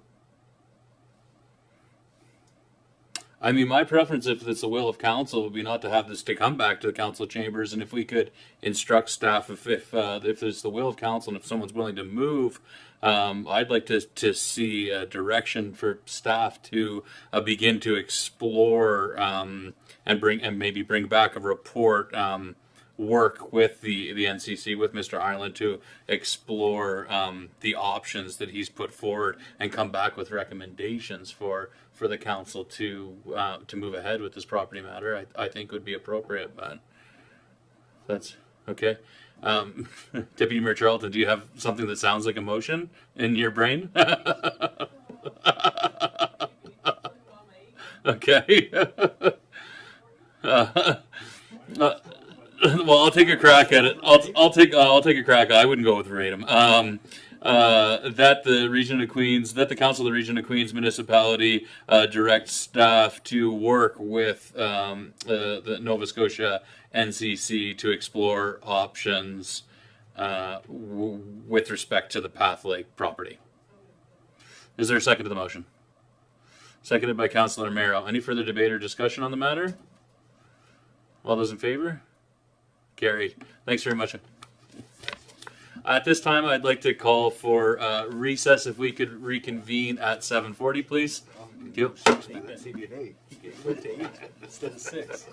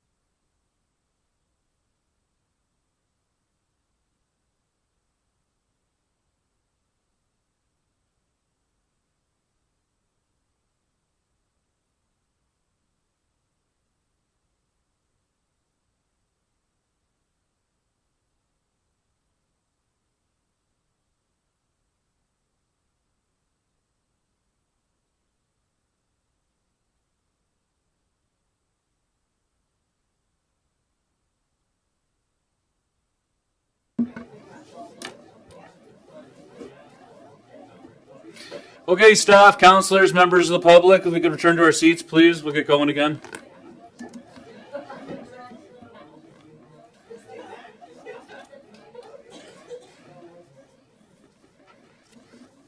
To reconvene the meeting at 7:40. Oh. That ain't working well. Must be the humidity. Right.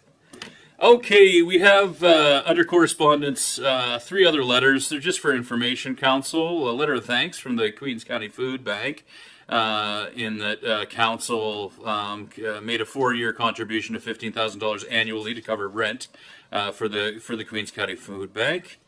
As part of our budget deliberation process. 7.3 was the Canadian Postmasters and Assistant Association letter. This letter includes information and requests from the Canadian Postmasters and Assistants to advise them of any requests from Canada Post about service changes.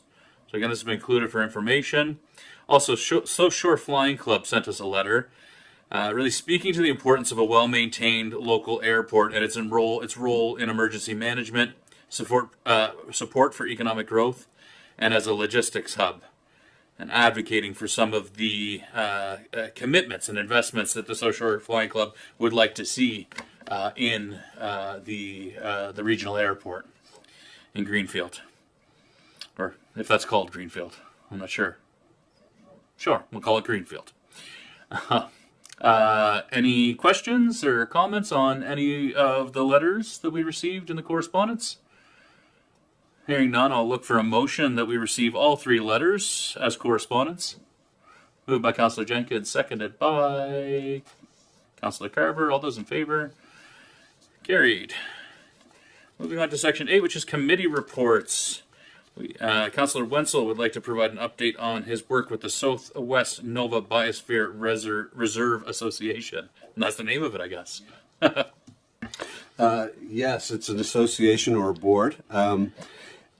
It was my first AGM with this group. We usually meet once a month through Zoom meetings, and I don't make all of them, but there's lots of correspondence that I can share if anybody's interested. The Biosphere group, the Southwest Biosphere group, is comprised of, not compromised, but it contains lots of committees and subcommittees. There's projects. It's a big group, and it covers the Southwest. I mean, we're talking Digby, Annapolis, Queens, Yarmouth, Argyll, Clare, all around our Southwest region, and parts of Modal. And there are presently a few projects on the go that I wanted to report here, and I thought that maybe we should be interested in. And one is called the 2 Million Trees Project, which is run by a gentleman by the name of Adam DeVoe. And Adam, I have his report here that I'll pass on to Kate when we're done, but I'll just give you an overview of what he's doing and what that group is doing, along with some summer students, basically planting indigenous trees all through the Southwest area. And they have so far to date planted 157,000 trees on approximately 124.58 hectares on 19 different sites and 23 different species. Presently, they're on Spectacle Island, where they plan to plant 1,000 trees. And it's not just trees, it's like ferns, plants, anything that's indigenous. And then they also maintain those trees. They maintain the sites. They put up fencing to keep the deer from eating them. They try to fire-proof or fire resistance, battle climate change, battle the insects, and just revitalize our forests. And Mr. DeVoe would happily come give us a presentation if at all this council would be interested. He has a vast experience. He's planted trees all over the country, and he's actually a forest fire fighter. And he knows a thing or two about forest fires and maintaining properties to keep that risk at a minimum. And he presently has purchased 70 acres on the County Line Road in Danesville on the Queens County side, and he plans on turning that into a project that maybe someday we can all go have a look at. And the tree project itself is tied in with some of our local volunteer groups. The Medway Community Forest Cooperative is also a big contributor to this project, and so is the Wildcat community in North Queens. So we looked at. When we looked at, it was a little bit of, I won't say embarrassing, but a little bit maybe, there are different amounts of money that's been given to different projects, but overall grants to the biosphere. And Queens County has given nothing. And I don't know if that's because we weren't asked or it never came across our desks. Small communities like Clare, or Argyle, they're committed to $500 or some $250, and then you got the big municipality of Yarmouth contributing $1,000. So it's a community based, a lot of volunteerism, a lot of grants, but they can also help you get grants. And there is a program taking place right now called Healthy Waterways Project, which those folks that gave the presentation earlier kind of touched on. And that is headed up by a man by the name of Nick Hill. And I have Nick's address, and he's encouraging us to take a look at one of the projects that's going on at our Pond Hook campground. And the Wombolts are big contributors to that. And that is revitalizing or introducing indigenous species to the shorelines. So for Pond Hook, for an example, for many years, people thought they should sweep the pine needles, right? So you had a camper out there. You didn't want to draw out pine needles all through your house. So you were they were sweeping up the pine needles. Turns out that's not a good thing. So what they've done is they built a huge rain garden. And now in the presentation, which I don't have with me, he showed me what they had done. They built this big, size of this room, and they dug down, and they filled it with rocks, different size rocks, sandy rocks. And when they get done, they have some conduit at the bottom that will let the sediment go and be trapped, almost a natural filtration system, so you don't have any runoff in the lake. You don't have any high acidic or runoff. And then they plant indigenous things like ferns and different plants, certain kinds of trees. This is a lot of work, and I think it wouldn't hurt any of us to go out and have a look at it. So when we were talking about the shorelines, and it's lakes and rivers, mostly with this group, a healthy waterway is the goal, and we have some issues in North Queens because of the high arsenic levels. And that was brought to this county from the gold mining. All those years ago, the gold mining, a lot of our beaches that we think are sand are actually crusher fines from gold mining. And it created a high arsenic level that's still in the water table now, even for those who drill. So it was a very interesting, and I got to say, before I went, I was like, oh God, I'm going to go out there with a bunch of scientists, and I'm not. It's not going to be interesting at all. It was very, it was very interesting, and it was very. Very, it's a concern for us all. I think we're making the right move here in this region to talk about these things. Another forestry committee, which there's a subcommittee on that, which I got named to, Western Crown Land Committee, and this concerns all Crown land and how it's being used. There was a presentation from West 4, and there was a presentation on, what do they call themselves now? Domtar, and where that was, and it's managing and coexisting with the federal government. These are Crown lands, or provincial, these are Crown lands. And the concerns that I found out of this meeting, as far as our county is concerned, is a lot of private woodlot owners have been complaining, along with Crown land, about the overabundance of ATV use and the lack of fire lanes on the north shores of the Tobiatic, on the east side of Kedji, up to Kofan, and where the four counties meet. There's a lot of activity now, not just with litter, but it's scary. If somebody has a fire, it's there's no way in and out.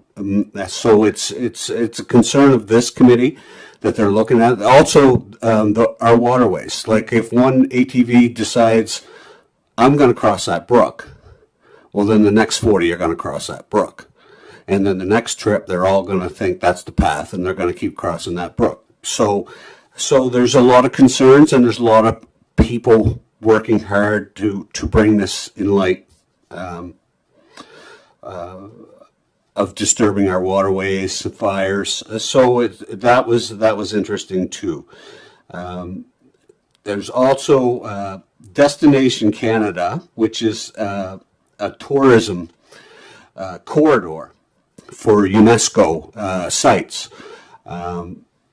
So they're working on, that's a project they're working on as soon as people get off the ferry in Digby, to go tour down through Kejimkujik and maybe up through the Tobiatic and the Wild Country, and maybe bring them right down here to Liverpool. I've got contact information if we're interested in that, and if I can pass that on to K2. The chair of that committee is David Soros, who is your old... David Solos. Solos. Yeah, your old principal, I guess. And he's the chair, actually, of the Southwest Nova Biosphere region.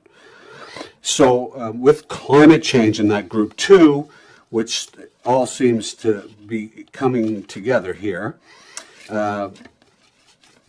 there are different counties that are part of the group or subcommittee in this board.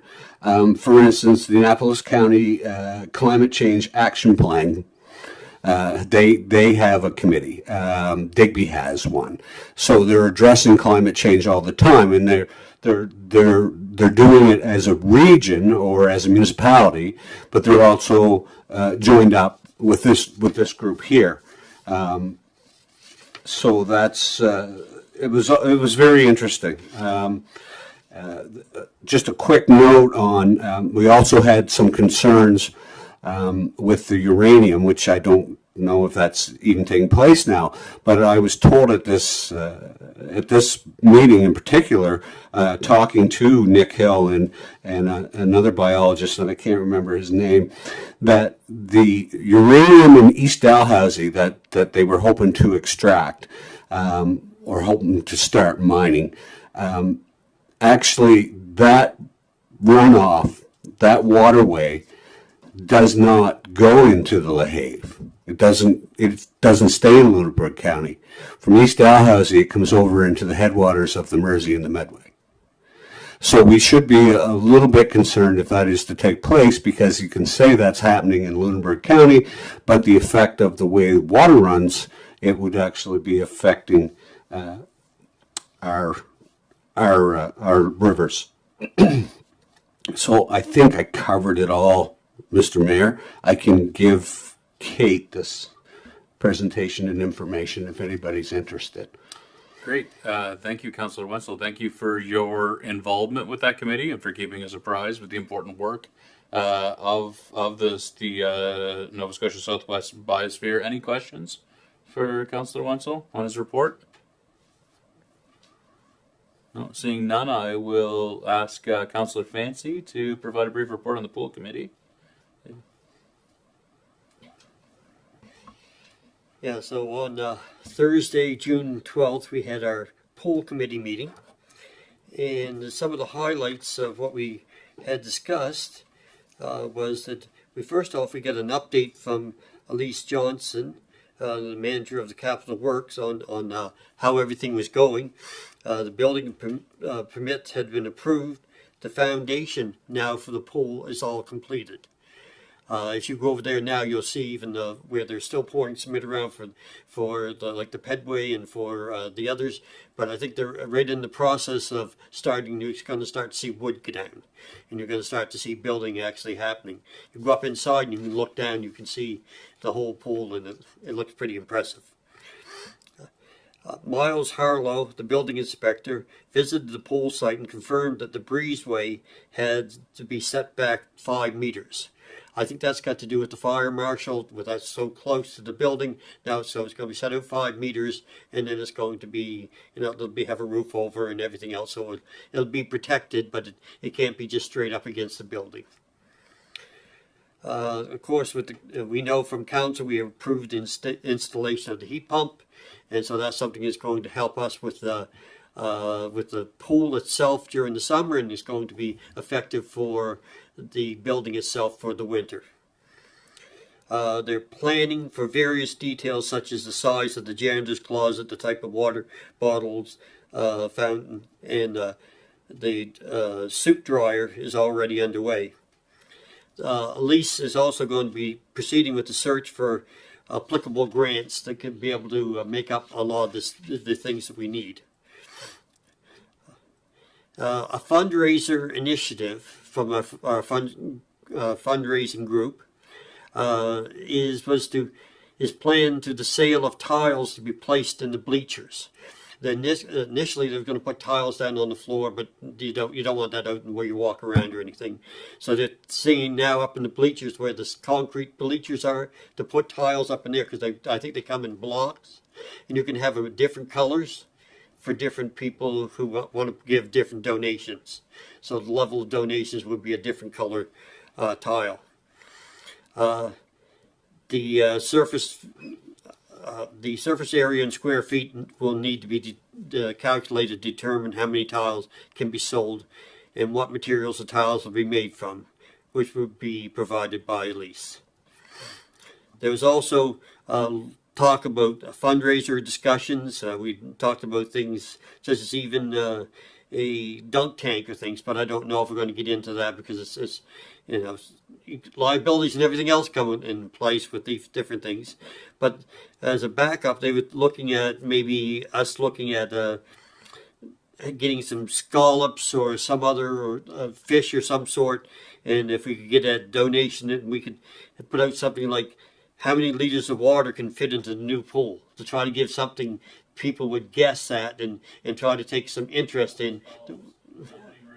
How many scallops can fit into the pool? I wasn't going to say that. You said this. The committee also discussed the need to secure grant funding for a floating wheelchair, though we haven't got to that yet. So they were going to look at a couple different potential people that they could be able to, or groups that they could get to, and other items such as a flutter board. There's going to be other things that we're going to need with the pool. A bike rodeo, we've discussed that to raise money, was discussed, and the idea of where this could take place and how we could be able to do it. I think we still get some bikes left over downstairs from we had from before. And the other thing too is we discussed competitive wages that we're going to have to look at if we're going to have this. I've talked with some of the other places what they pay, and we aren't competitive in what we need to be, especially with the outdoor pool. I know that one place I talked about with the outdoor pool, they're paying $19.50 for an outdoor pool for the summer. So we need to be in the ballpark if we want to be able to get these lifeguards, and we want to get people trained, because they can go other places and work and maybe make less, but the tips make the difference. So we got, if we're going to operate this, we need to operate it properly. Our next meeting is to take place on July 24th, and that's all I have. Thank you very much, Councillor Fancy. Any questions or comments for Councillor Fancy on the pool committee update? It's always exciting to hear what's happening with the pool. It's going to be a great project, and after my experience with the water bucket dump at the Parents of Wickwire Carnival this past weekend, I vote, if I have a vote, against the dunk tank as a fundraising event. I have three. I'm supposed to attend 3 dunk tanks this summer, so I don't know. Yeah. Any questions for Councillor Fancy? Okay, Deputy Mayor Charlton, do you want to provide a quick update on Queen's Community Health Board? Just a brief update. The health board met on June 11th at 6 p.m. The group remains very active. There have been some new members join, and recruitment efforts are ongoing. The health board administers the wellness funds, and the intake happens once a year, with funds being available for up to $3,500 for nonprofits. And there were six successful applicants this year in Queens who received these wellness fund grants, totaling an amount of $15,601.96. There is a subgroup for the health board, the Queens Community Connections Network, and they met on June 18th at Queens Place, and it's to network and support nonprofits in the community. I was not able to attend, but various nonprofits were present, and I do believe we have municipal representation from, I think it's our MPAL coordinator, Mr. McDonald. Some highlights from that networking event included breakout table conversations with various nonprofits, partner spotlight, which included learning more about the Department of Opportunities and Social Development, formerly known as Department of Community Services. They shared resources related to community well-being data and stories of community wins that everyone can learn from and celebrate. They also include invitations for updates, so these groups can remain active in what's going on. And I also just wanted to highlight that the health board just launched their new 5-year plan, and some of you may already be aware of this, but there is a session from NSFM for elected officials where you can hop on July 16th and learn more about that community 5-year plan, things including access to affordable basics like food, housing, transportation, active living and social connection, healthy, natural, and built environment, local access to services and supports, and mental wellness. And lastly, the group does not meet in the summer, so I won't have another report until it reconvenes in the fall. Thank you. Thank you, Deputy Mayor Charlton. CAO Thorpe and I are actually had the opportunity to attend the Queens Connect event, and one major takeaway I had is that the Queens Community Health Board is looking at focusing extensively on a project aimed at understanding and engaging with community-based organizations who are functioning within within Queens County, and trying to find ways that they can support the capacity of those community-based organizations to support those volunteer-led organizations to amplify their social impact. And and just in hearing that initiative, and I would encourage anybody who's attending here or listening from home, if you have a community-based organization that you think that needs to be on their list of folks to be connecting with and reaching out to. Right now, they are in the process of populating that list. So if you go and check out the Queen's Community Health Board and contact the folks active and involved with that group, they're looking at populating that list. They're working off of the list that was provided by the region. So we maintain a list for the purpose of property tax exemptions. So they already have a pretty good starting point. But if you know of a group that's doing meaningful work in our community and want to be assured that the Queen's Community Health Board is engaging with them, you can pass that information along to them. And yeah, really great group doing really great work for sure. Any questions for Deputy Mayor Charlton on her report on the Queen's Community Health Board? Councillor Merrill? I'm just wondering if you have a list of the 6 groups that receive the wellness funds? I don't have that list, but I may be able to get that list. I can certainly check with the chair of the committee. Anything further on that? Okay. We will move ahead into unfinished business. So for this first item of business, I'm going to call back Director McLeod from the staff table. Director McLeod spoke about this new policy at the last meeting of council. We've had time to review the policy. Any discussion on this matter? And so this is the policy with respect to the municipal fire inspections policy. Councillor Jenkins? I have one question about the policy, number 6B in the third section, inspection of wood stoves. It says wood stoves will only be inspected upon receipt of the written request of an owner and only if the inspection to be conducted is not for insurance purposes. What happens if the inspector finds something wrong with that wood stove or the chimney and says it should be replaced? Whose responsibility is it after that?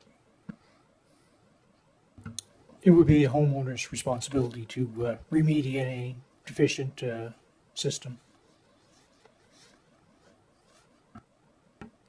So would there be subsequent inspections to make sure they've done that? And do they have to take that wood stove out of service until it's been the problem has been fixed? That would be correct. If there are deficiencies, there are follow-up inspections to make sure that the situation is remedied. That's right. Any further questions, points of clarification for Director McLeod on the municipal fire inspections policy as circulated? No. I will look for a motion that the Region of Queens Municipality approve operational policy 97 respecting system of municipal fire inspections. Moved by Councillor Jenkins. Is there a second to the motion? Seconded by Councillor Carver. Debate or discussion on the motion? All those in favor? Carried. Thank you, Director McLeod. For 9.2 is a revised policy 23 respecting regular meetings of council. Our staff, Heather Cook and Steve Wynot, spoke about amending policy 23 at our June 10th meeting. And we're back here today with the updated policy. Heather, Steve, anything to add on this update? Hi, thank you. Just wanting to let you know, the clean copy is the first appendix, and the marked up copy is the second appendix. And thank you to the council member who let us know that former item 3 was an error, accidentally missed in November when we removed the evening off-site meetings. That was a miss. And because that was removed, all the subsequent numbering changed. Mm-hmm. So.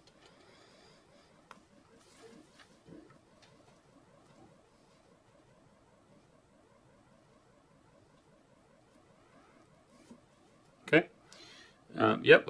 Thank you. Thank you for capturing and reflecting the discussion and feedback that was provided at the last council meeting. I can see it's reflected, and I appreciate your providing the marked up copy and then the other one. It's helpful.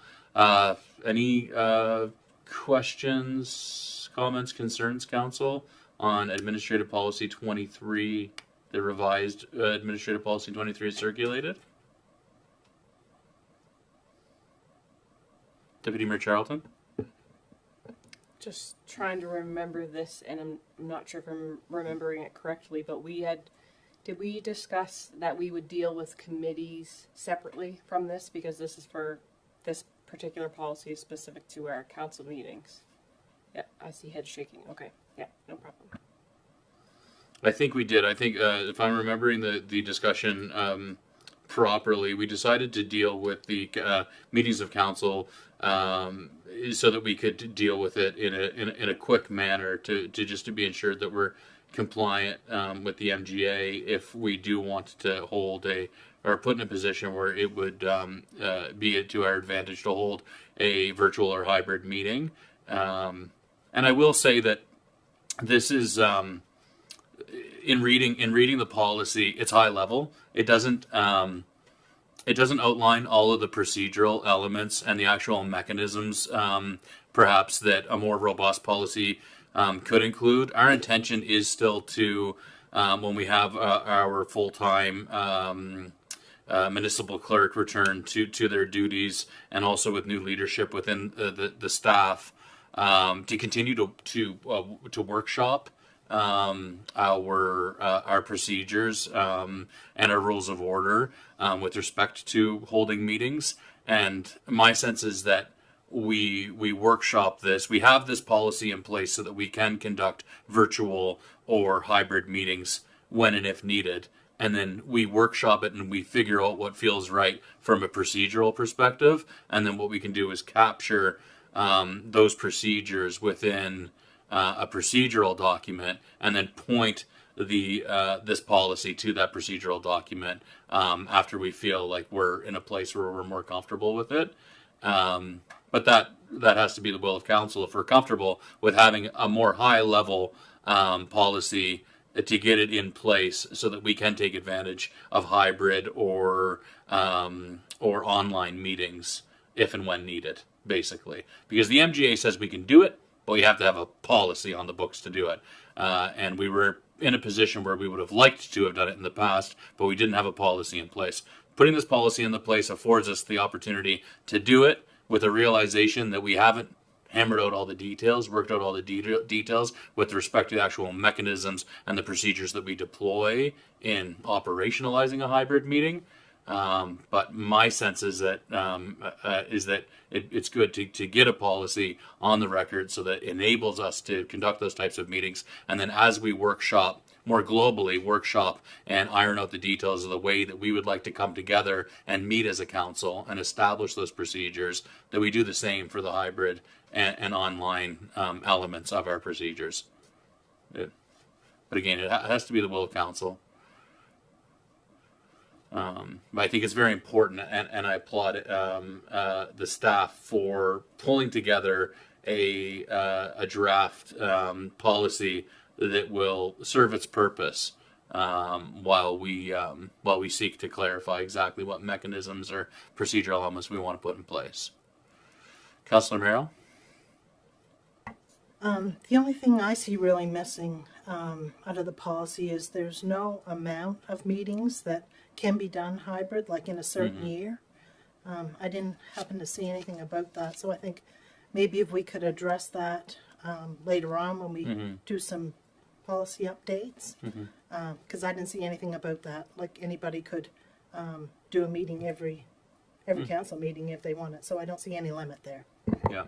And I think that's reflective too of a comment made by Councillor Fancy when we at the first discussed this, is just ensuring that we put the guardrails in place to demonstrate the expectation and the preference that we meet in person when and if member of council is available to that. That's obviously our preference, is to meet as a council within chambers. And so I agree with you, Councillor Mero. Are you okay with it as it stands for now, though? Are you okay? Any further discussion on the on Administrative Policy 23 respecting regular meetings of council and the amendments that have been made to allow for virtual and hybrid meetings? Okay. I will then look for a motion that Council of the Region of Queens Municipality receive the report revised policy 23 respecting regular meetings of council, and that this council approve the revised policy 23 with the provisions as noted within and for hybrid and fully virtual meetings. So moved by Deputy Mayor Charlton. Is there a second to the motion? Let's see, second by Councillor Amero. Any further debate or discussion on the motion? Any debate? I'll ask the question. All those in favor? Carried. Thank you. Thanks, staff. Okay, making our way through. 9.3 is a community CIF recommendation for capital funding for the Liverpool Tennis and Pickleball Club. This matter was discussed by Council at the May 13th meeting of Council. Council gave permission from the Liverpool Tennis and Pickleball Club to erect a shed and associated facilities on the municipal property where the tennis courts are located, which is leased space at the tennis and pickleball courts. And they are ready to proceed. Therefore, our Community Economic Development Officer, Mr. Steve Burns, has prepared a brief overview of this request for the CIF. Oh, hello, sir. Hi, David Huskins, 160 Church Street. Yes, sir. Can you bring up the volume a little bit, please? Steve, is there any way that we can increase the volume on the speakers in the room? We'll look into that, sir. Sorry about that. I know it is hard to hear this evening. Thank you, sir. Yeah, Steve, anything that we can do to increase the volume coming over the speakers in the chambers would be great. Mr. Burns, you want to take it away? Thank you, Mayor Christian. You provided a basic outline of this Community Investment Fund capital request. And this is for the, alteration or improvement to the property of the tennis club, to add on a shed with some services inside, a compostable toilet, and do the necessary improvements or alterations to the electrical and lighting on the courts as they will be required. The ask is for approximately $5,800, 50% contribution of $11,600 in eligible expenses to complete the project. That's a rate of 50%.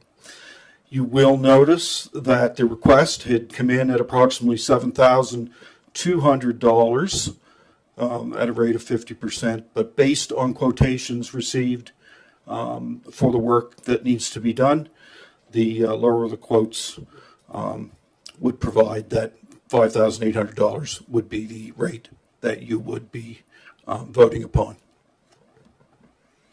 Okay, great. Any questions for Steve? Or I'll also recognize the fact that there are board members of the Tennis and Pickleball Club present in council chambers today too. So I will open that up too if council has any questions or wants to seek clarification either from Mr. Burns or members of the Tennis and Pickleball Club. I'll welcome that. Council, any questions? No? Okay. I will look for a motion that the Council of the Region of the Queens Municipality provide grant funding to the Liverpool Tennis and Pickleball Club for eligible capital project expenses in the amount of up to $5,800 from the 25-26 Community Investment Fund. Moved by Councillor Fancy, seconded by Councillor Jenkins. Debate? Any debate? Seeing none, all those in favor? Motion's carried. Thank you. Thanks, Steve. Thanks to members of the pickleball club, tennis and pickleball club. Can you hear us any better? Can you? Okay, good. Good. Microphone check 1, 2. There we go.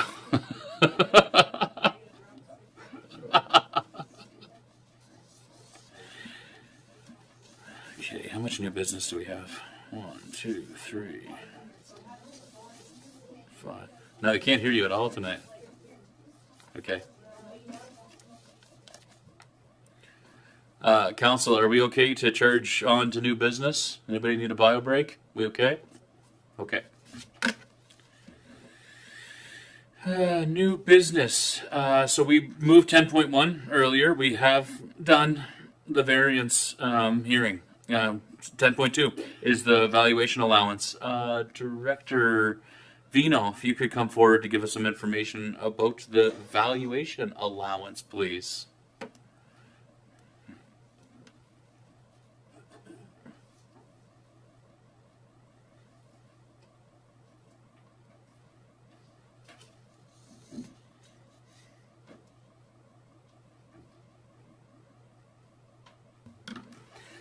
Good evening, Council.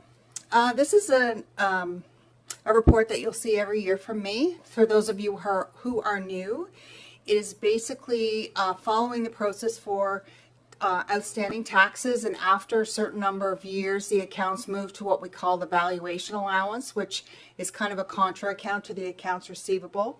It doesn't mean that these taxes are uncollectible. It's like an accounting entry saying they may be uncollectible. After they move into the valuation allowance, the policy says the next year they move to the tax sale, and that's where we can make some recoveries. So I'll just read some of the staff report for the benefit of those that are listening. The accounts receivable for tax has been reviewed by staff using the method outlined in Policy 92. A summary document is attached for your review. The valuation allowance for the 24-25 fiscal year will be $87,237.01. Requiring an entry of $26,700.96 to increase the valuation allowance and increase uncollectible taxes. The budget for uncollectible taxes was $5,000 for the 24-25 year. The difference is a result of additions to the valuation allowance of $18,198.37, which is interest on existing accounts, new accounts added this year, and a recovery of almost $24,000 as a result of this year's tax tender. So if you think of a bucket and the valuation allowance is made up of a bucket of overdue taxes, when we have a tax sale, we recover some of that money. So the more we recover, that means the subsequent tax year, the amount will be higher to bring that amount back up to where the general journals have put that level of outstanding tax, which is what is in that attachment for you. You'll see the list of outstanding accounts. So the increase in number of accounts added and their value is more than the trend in previous years. It is more. The recovery from tax tenders was also larger than anticipated. So I broke down the difference for you. So last year's allowance was $84,330, less tax recoveries of almost 24, new accounts added of just over 18, and then the interest charged on the accounts that were already in the allowance. That gives us our allowance of $24.25. So this report was reviewed at the June 9th Audit and Internal Control Committee meeting, and a motion with a recommendation to Council for approval was passed. So the valuation allowance and therefore uncollectible taxes expense will be $21,700 over budget for the 24-25 fiscal year. Uncollected taxes can be recovered in future years once properties are included in tax sale. Any questions for Director Vino, Council? Any questions on the valuation allowance? That's just because you prepared such a darn good staff report, Director Vito. I'm going to look for a motion that the Council of the Region of Queens Municipality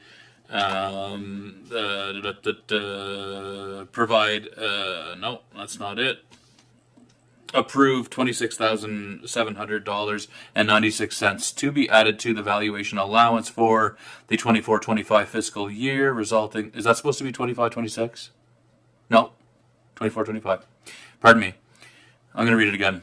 That the Council of the Region of Queens Municipality approve 26,796 be added to the valuation allowance for the 24-25 fiscal year, resulting in a balance of 87,237.01 cents, as recommended by the Audit and Internal Control Committee. Can I get a motion? Moved by Councillor Jenkins, seconded by Councillor Carver. Debate? Discussion? All those in favor? Motion carried. Thank you, Director Vino. And I'm going to get you to hang out right there. And also ask that your friend Director Grant join you, as 10.3 is the application to the Regulatory and Appeals Board, formerly known as the UARB, rates for water and water service and fire protection. I'm going to provide a quick overview of this file.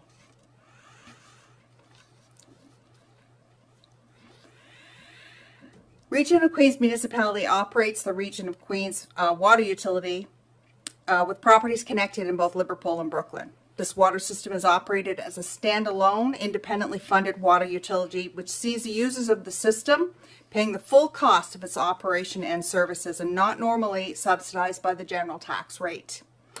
The operation of all public water utilities in Nova Scotia are regulated by the Nova Scotia Regulatory and Appeals Board.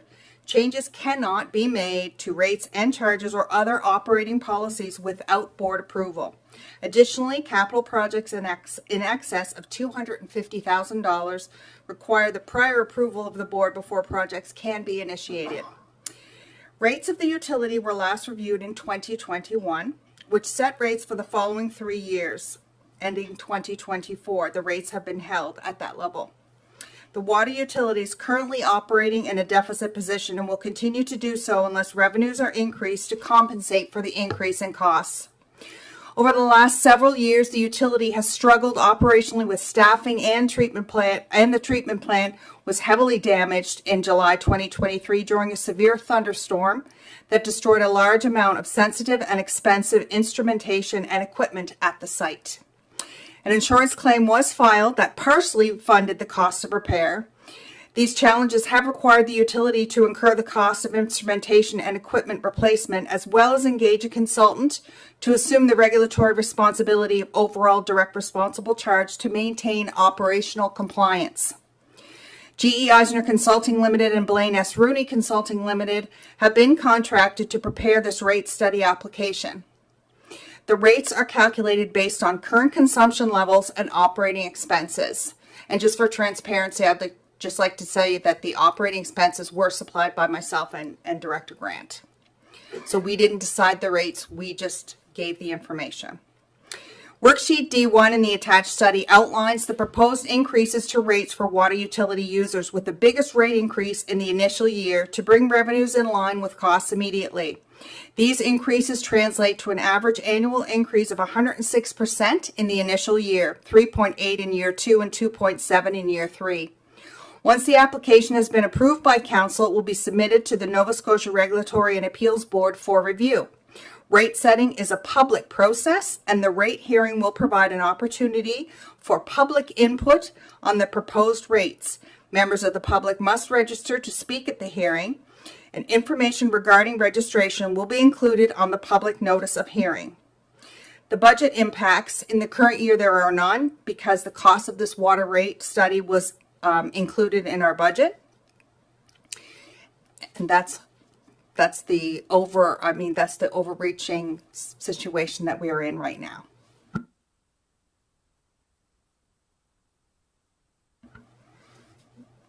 Council, I know that we had the advantage of workshopping this to get to the nitty-gritty of the details and the technical approach and methodology that was employed by the consultants in establishing the proposed changes to the water rates for the water utility customers. But is there any further clarification or questions that you would like to ask of our staff on this file at this time? Councillor Fancy, I'll see you. I think just for clarification, is that 106% for the first year is mandatory. It isn't something, a request, right? I mean, do we have to bring it up to be able to bring it back up so we're not in a deficit? That's correct. It's my understanding that as part of the rate study application, you immediately have to bring us up out of the hole. And unfortunately, that's 106% is what is required to bring us up out of the hole. And that's a combination of base rate increases and also consumption per liter increases, not liter. What is it? Metric, whatever? Cubic meter. Yes. So it's a combination of increases of both of those things. Deputy Mayor Charlton? I don't have a question for staff, but I think it's important to go back to that 106% in the first year. I recall in previous years on council being provided information that shows that Queens is still one of the lowest for what they charge for water. So although 106% is a lot, it will bring us up to our neighboring units, and some of them I think will still be significantly lower. So I just wanted to note that because 106% is significant, but when you look at it as a whole, our water rates are really too low, which is what is prompting us to go through this process. Yeah, one thing that struck me when Blaine and Jerry presented to council on the sort of the technical workshop around this is in looking at the comparison of how we match up with other municipalities.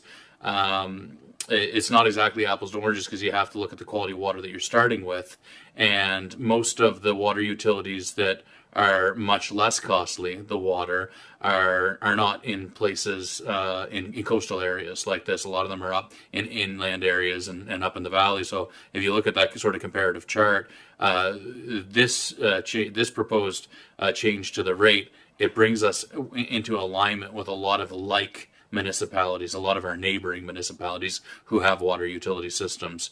So I think that is important to understand how we what we look like in comparison to a lot of the other municipal units around us, for sure. Any further? We can debate the motion as well, but any further questions or clarification from the staff at this point? So I would like to debate the motion. I'll ask for someone to motion that the Region of Queens Municipality apply to the Nova Scotia Regulatory and Appeals Board for changes in its rates for water and water service fire protection to the Region of Queens Municipality and changes to its rules and regulations for customers served by the Region of Queens Water Utility as set out in the water rate study prepared by G.A. Eisner Consulting Limited in association with Blaine S. Rooney Consulting Limited, dated June 16th, 2025. Somebody moved by Deputy Mayor Charlton. Is there a second? Seconded by Councillor Carver. Deputy Mayor Charlton, I'll recognize you first if you'd like to speak to it further as the mover of the motion. I guess just to add that we know that we've been in this deficit. This has been happening for the last several years, so this isn't anything new certainly for returning councillors. It's been flagged, and we knew that we would go through this process. I think it's also important to note that we recognize that these increases still greatly affect those who are most vulnerable, and we talked about this in budget and looking at providing help for families who are low income, residents who are low income, to help offset this, and I know our staff are working on that. So I think it's just important to highlight that as well. We can't operate the water utility in deficits. There's no way around this. We have to deal with it, but I think it's important that we do assist those who need the assistance. Councillor Merrill? I'd also like to highlight that in order to speak at the meeting there, you'd have to register. Thank you. Yeah, that's a good point. There will be information coming forward after, if this motion passes and we apply to the Regulatory and Appeals Board, there will be information coming from the Regulatory and Appeals Board with respect to the hearing, and if parties would like to obtain intervenor status, the process that is lined out for intervenor status, and also if you would like to speak at the hearing, the process that's required to register to speak at the hearing as well. So all of those details will become available after the Nova Scotia Regulatory and Appeals Board sort of accepts this initial application and then begins that process of preparing for a hearing. And we expect that hearing will take place sometime in the fall, late summer or fall. And it will be some time before any of this will actually be reflected in the rate that is charged to water rate customers. This is the first step, is for us to apply to the Nova Scotia Regulatory and Appeals Board with what we think is a reasonable adjustment to the rates given the known deficiencies with our system and the operating deficit associated with running our water utility at this time. Any further discussion or debate on the motion? I think it is really important. I want to highlight what Deputy Mayor Charlton had said, that it is very important to this council to insulate and protect against the impact of increased water rates. We know that some folks who are our water utility customers also are struggling with affordability, also live within District 13, which has an area rate and substantial taxes applied to those properties. And so with respect to that and in acknowledgement of that, we have established a program and funded a program with $15,000 out of this year's budget, and that program will come online in sequence with bringing forward these new water rates. We couldn't just adjust the water rates for folks who have low-income households. That's not allowed within the regulatory environment around public water utilities. But what we are trying to do is find effective and creative solutions to provide a rebate to those customers who cannot bear the financial impact of increased water rates, who are water utility users. Anything further, Council, on the on this application for the water rate study before I ask for the question? All those in favor of the motion? Carried. Thank you. Thanks, staff.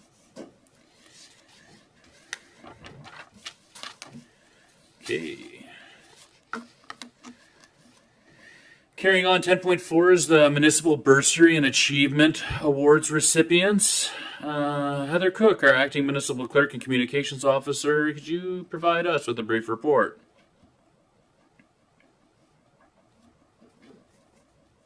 Thank you.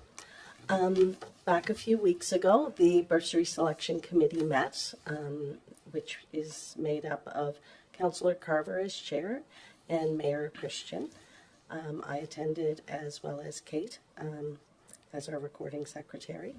And we received... You can just go right in the microphone, please. It's hard to hear sorry, tonight for some reason. I have a really low voice. That's better, though. That's better. Yeah? Okay. Yeah. Anyhow, each year council administers some bursaries and achievement awards to students in the 3 high schools in Queens County. And those, of course, are Liverpool Regional, North Queens Community School, and the Queens Adult High School and Alternative High School. So there is a $3,000 municipal bursary awarded in each of those 3 high schools, as well as council is responsible for overseeing 4 different bursaries or achievement awards that are held in trust that were donated by families several years ago. And most of those are administered to the, or have in their guidelines that they go to students in Liverpool Regional. However, I have to make sure I have the name right. The E.H. Ted Harlow Achievement Award is for Liverpool Regional High School students, and one for the students at the Alternative or the Queens Adult High School. So, as council, or as the mayor mentioned a few weeks ago at a council meeting in the report, there were a number of really excellent candidates. We have really, really strong student body here in our community, very good leaders coming forward out of our high schools. And I'm very fortunate that I didn't have to choose them. I was the assist to provide the information. I don't know if you want me to say the names of the people who have been awarded the awards. The high school graduation for the Queens Adult High is tomorrow evening, the 25th of June, and for the other two schools, Liverpool Regional and the North Queens High School, those are on the 26th. So I can read them if you wish, or I can leave them as a secret. No. No, they don't. It'd be a surprise otherwise. Yeah. Okay. All right. Just in case parents, grandparents, or students are watching this. Yeah. It is contained in the report, though. It is in the report that they can look up online. However, I can do either. Yeah. So, yeah. Thanks very much, Heather.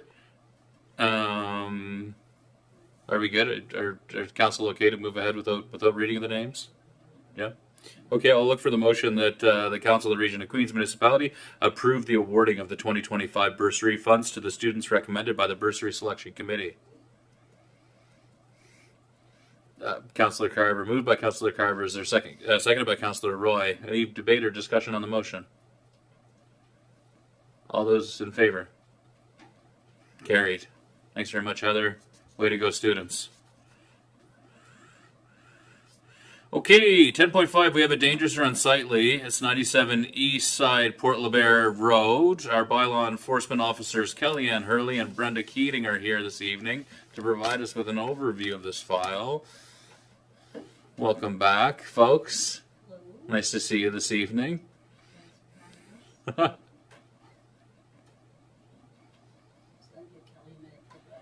Okay, take it away when you're ready.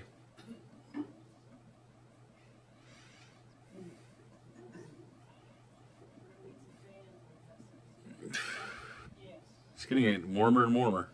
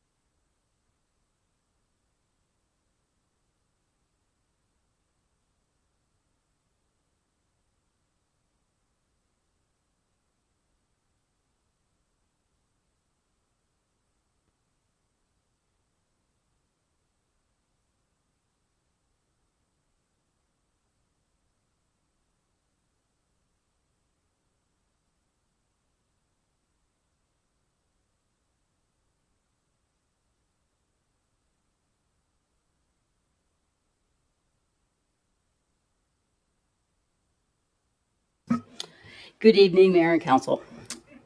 Our presentation this evening is regarding a dangerous and unsightly property. The property located at 97 East Side Port LeBaire Road, East Port LeBaire, Queens County, Nova Scotia. It's identified as PID number 700-68192. This property has been on the municipality's dangerous and unsightly roster since February 2025. This property is deemed to be dangerous or unsightly as defined by the Municipal Government Act, Province of Nova Scotia, and is a possible threat to public safety. The dwelling is described as an older model mobile home, sitting on blocks and constructed of metal and wood. Water infiltration has caused serious external damage to soffits, fascia, roof, decks, doors, and windows.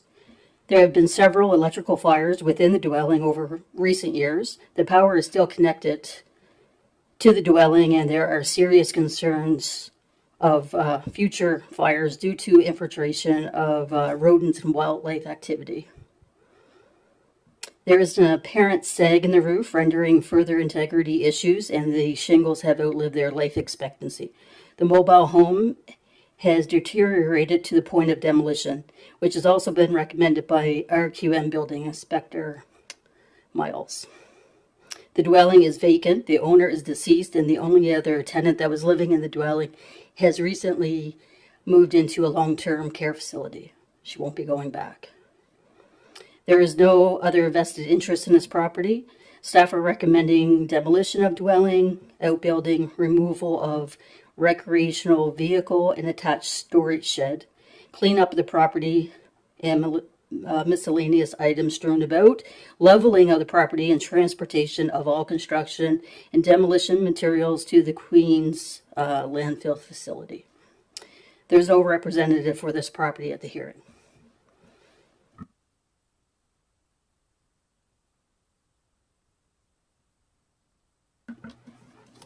Okay, thank you very much for that. Questions from council? Any questions for our esteemed bylaw enforcement officers here today, this evening? Councilor Merrow? Did you say there's still power going to that property? Yes, Nova Scotia Power, we have to have a formal order by council to act on the agent to get it disconnected. The former tenant is in a long-term care facility, and she is not able to be able to be the agent for the property to get it disconnected. So we can't do anything until we have a formal order, and then we can act on behalf of the agent.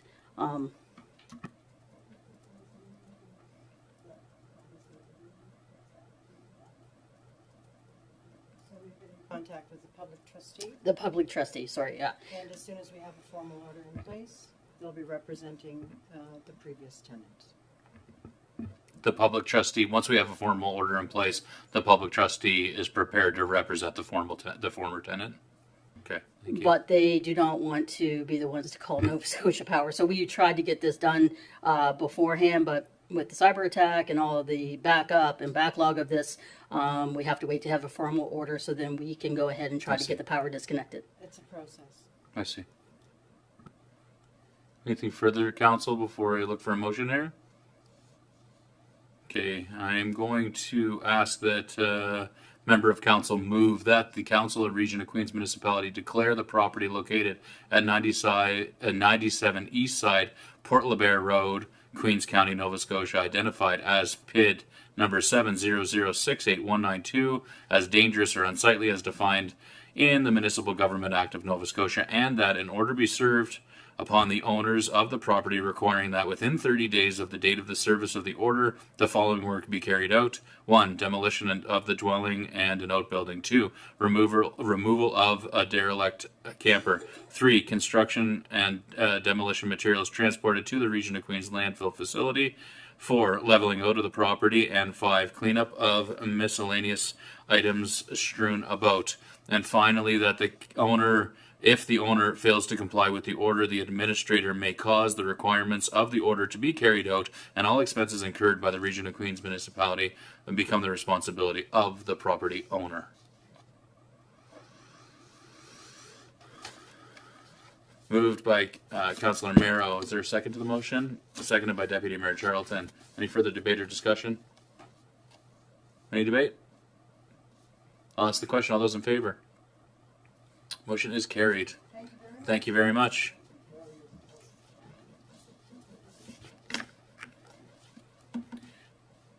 Okay. The next item of business is my report, the mayor's report. I promise it's briefer than the last mayor's report I brought to the table, but I guess you'll know in a minute or 10. But I'd like to, this as an opportunity to give a heads up to members of the council as well as staff and the public about the things that I've been up to in my role as your mayor. So June 13th, I was accompanied by Councillors Fancy and Carver, and we met representatives with the Queens County Fair Association to tour the fairgrounds in Caledonia and gain a better understanding of the infrastructure challenges they're facing, and also the increased use and interest in the facility, which is a great venue and attracting a lot of interest as for agricultural exhibitions and competitions. After that discussion, I've been in contact with our MLA and NP, arranging meetings to discuss the QCFA's situation to advocate for sustainable levels of funding for the organization. We also took the opportunity while we were in the community to engage with various businesses in Caledonia. And lo and behold, Councillor Fancy's sister, that was her last day at the liquor store up there, and everybody was in good spirits, huh? And that's mind the pun, yeah, thanks. You caught that one, eh, Joanne? Yeah. June 16th, CAO Thorpe joined our team. Much of the last week really has been working to orient our new CAO to the community, to this organization, to the active files, the emerging opportunities underway. I'm already really impressed by the level of competence and professionalism and leadership displayed by CAO Thorpe, and I know I speak for the entire organization when I say that we're very pleased to have her take on the executive leadership role for the staff of this organization. So another big warm welcome to our new CAO.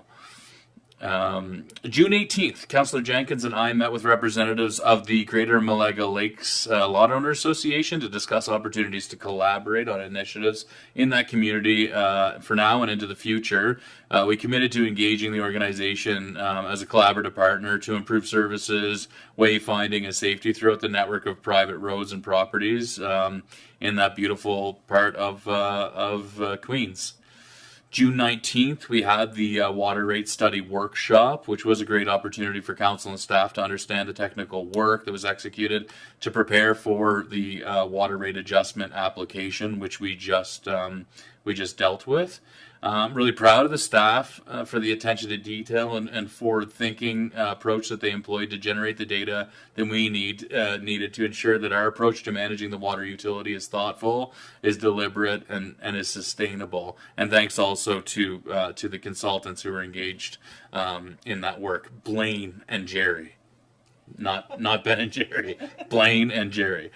June 20th, I met with representatives of an emerging organization in our community who are working to have a shelter or transition house for women and families impacted by intimate partner violence. I applaud the work of these strong female leaders in our community who are advancing this incredibly important work, and this organization is going to be a willing and engaged partner in that work. Also on June 20th, I had the opportunity to meet with Mayor McLean Weil of the Municipality District of Lunenburg to discuss regional approaches to economic development.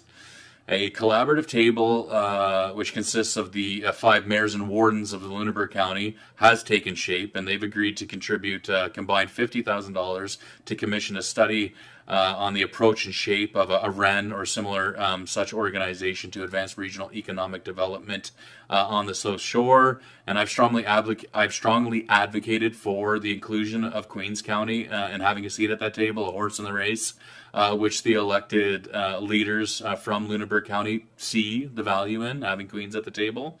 And actually tomorrow afternoon, Deputy Mayor Charlton and I will be attending a meeting which is hosted by the Lunenburg Queens Business Collective to discuss this very topic. And the consensus really among the elected officials, as shared by Mayor McLean Weil, is that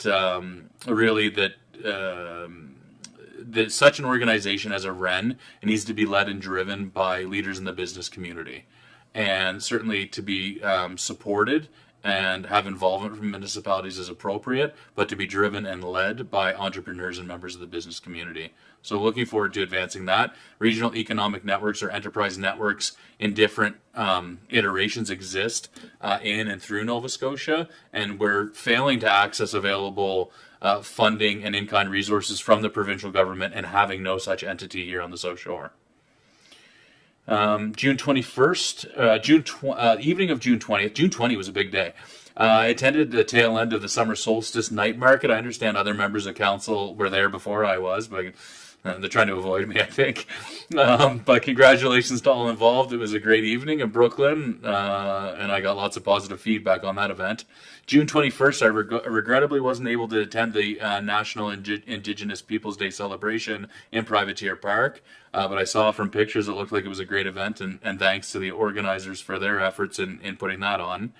June 22nd, I attended the Parents of Wickwire Summer Carnival, and I participated in the bucket dump. And there's a lot of photo evidence online to attest that. Right when I got up there, there was nobody lined up, and it was a bright sunny day. And as soon as I sat my butt down in the chair, the clouds came over, and I think Vice Principal Scott Miller came over the PA and said, "The mayor is sitting in the dunk tank." And so this obnoxiously long line formed, and I sat there for the next 40 minutes getting absolutely drenched, and I was frozen. I looked like I jumped in the Mersey, and I was so, anyway, I couldn't get over there quick enough. Lastly, June 23rd and 24th of this week, CAO Thorpe and I met with various parties proposing housing developments in Mersey Point, and I think it was an excellent opportunity to reach a common understanding of the project status, next steps, and how we can coordinate the municipal service expansion process with those developer parties to ensure those groups are kept well informed and engaged throughout the process. That's it for me. See, that was way shorter, right? I think it was. Yeah. Any questions, comments, concerns, feedback for me on the mayor's report? Okay. I don't have any business from members of council on the agenda this evening. And so with that, I would like to make a motion. I would like to ask for a motion to move into closed session of the agenda. Motion. Deputy Mayor Charlton, seconded by Councillor Wenzel.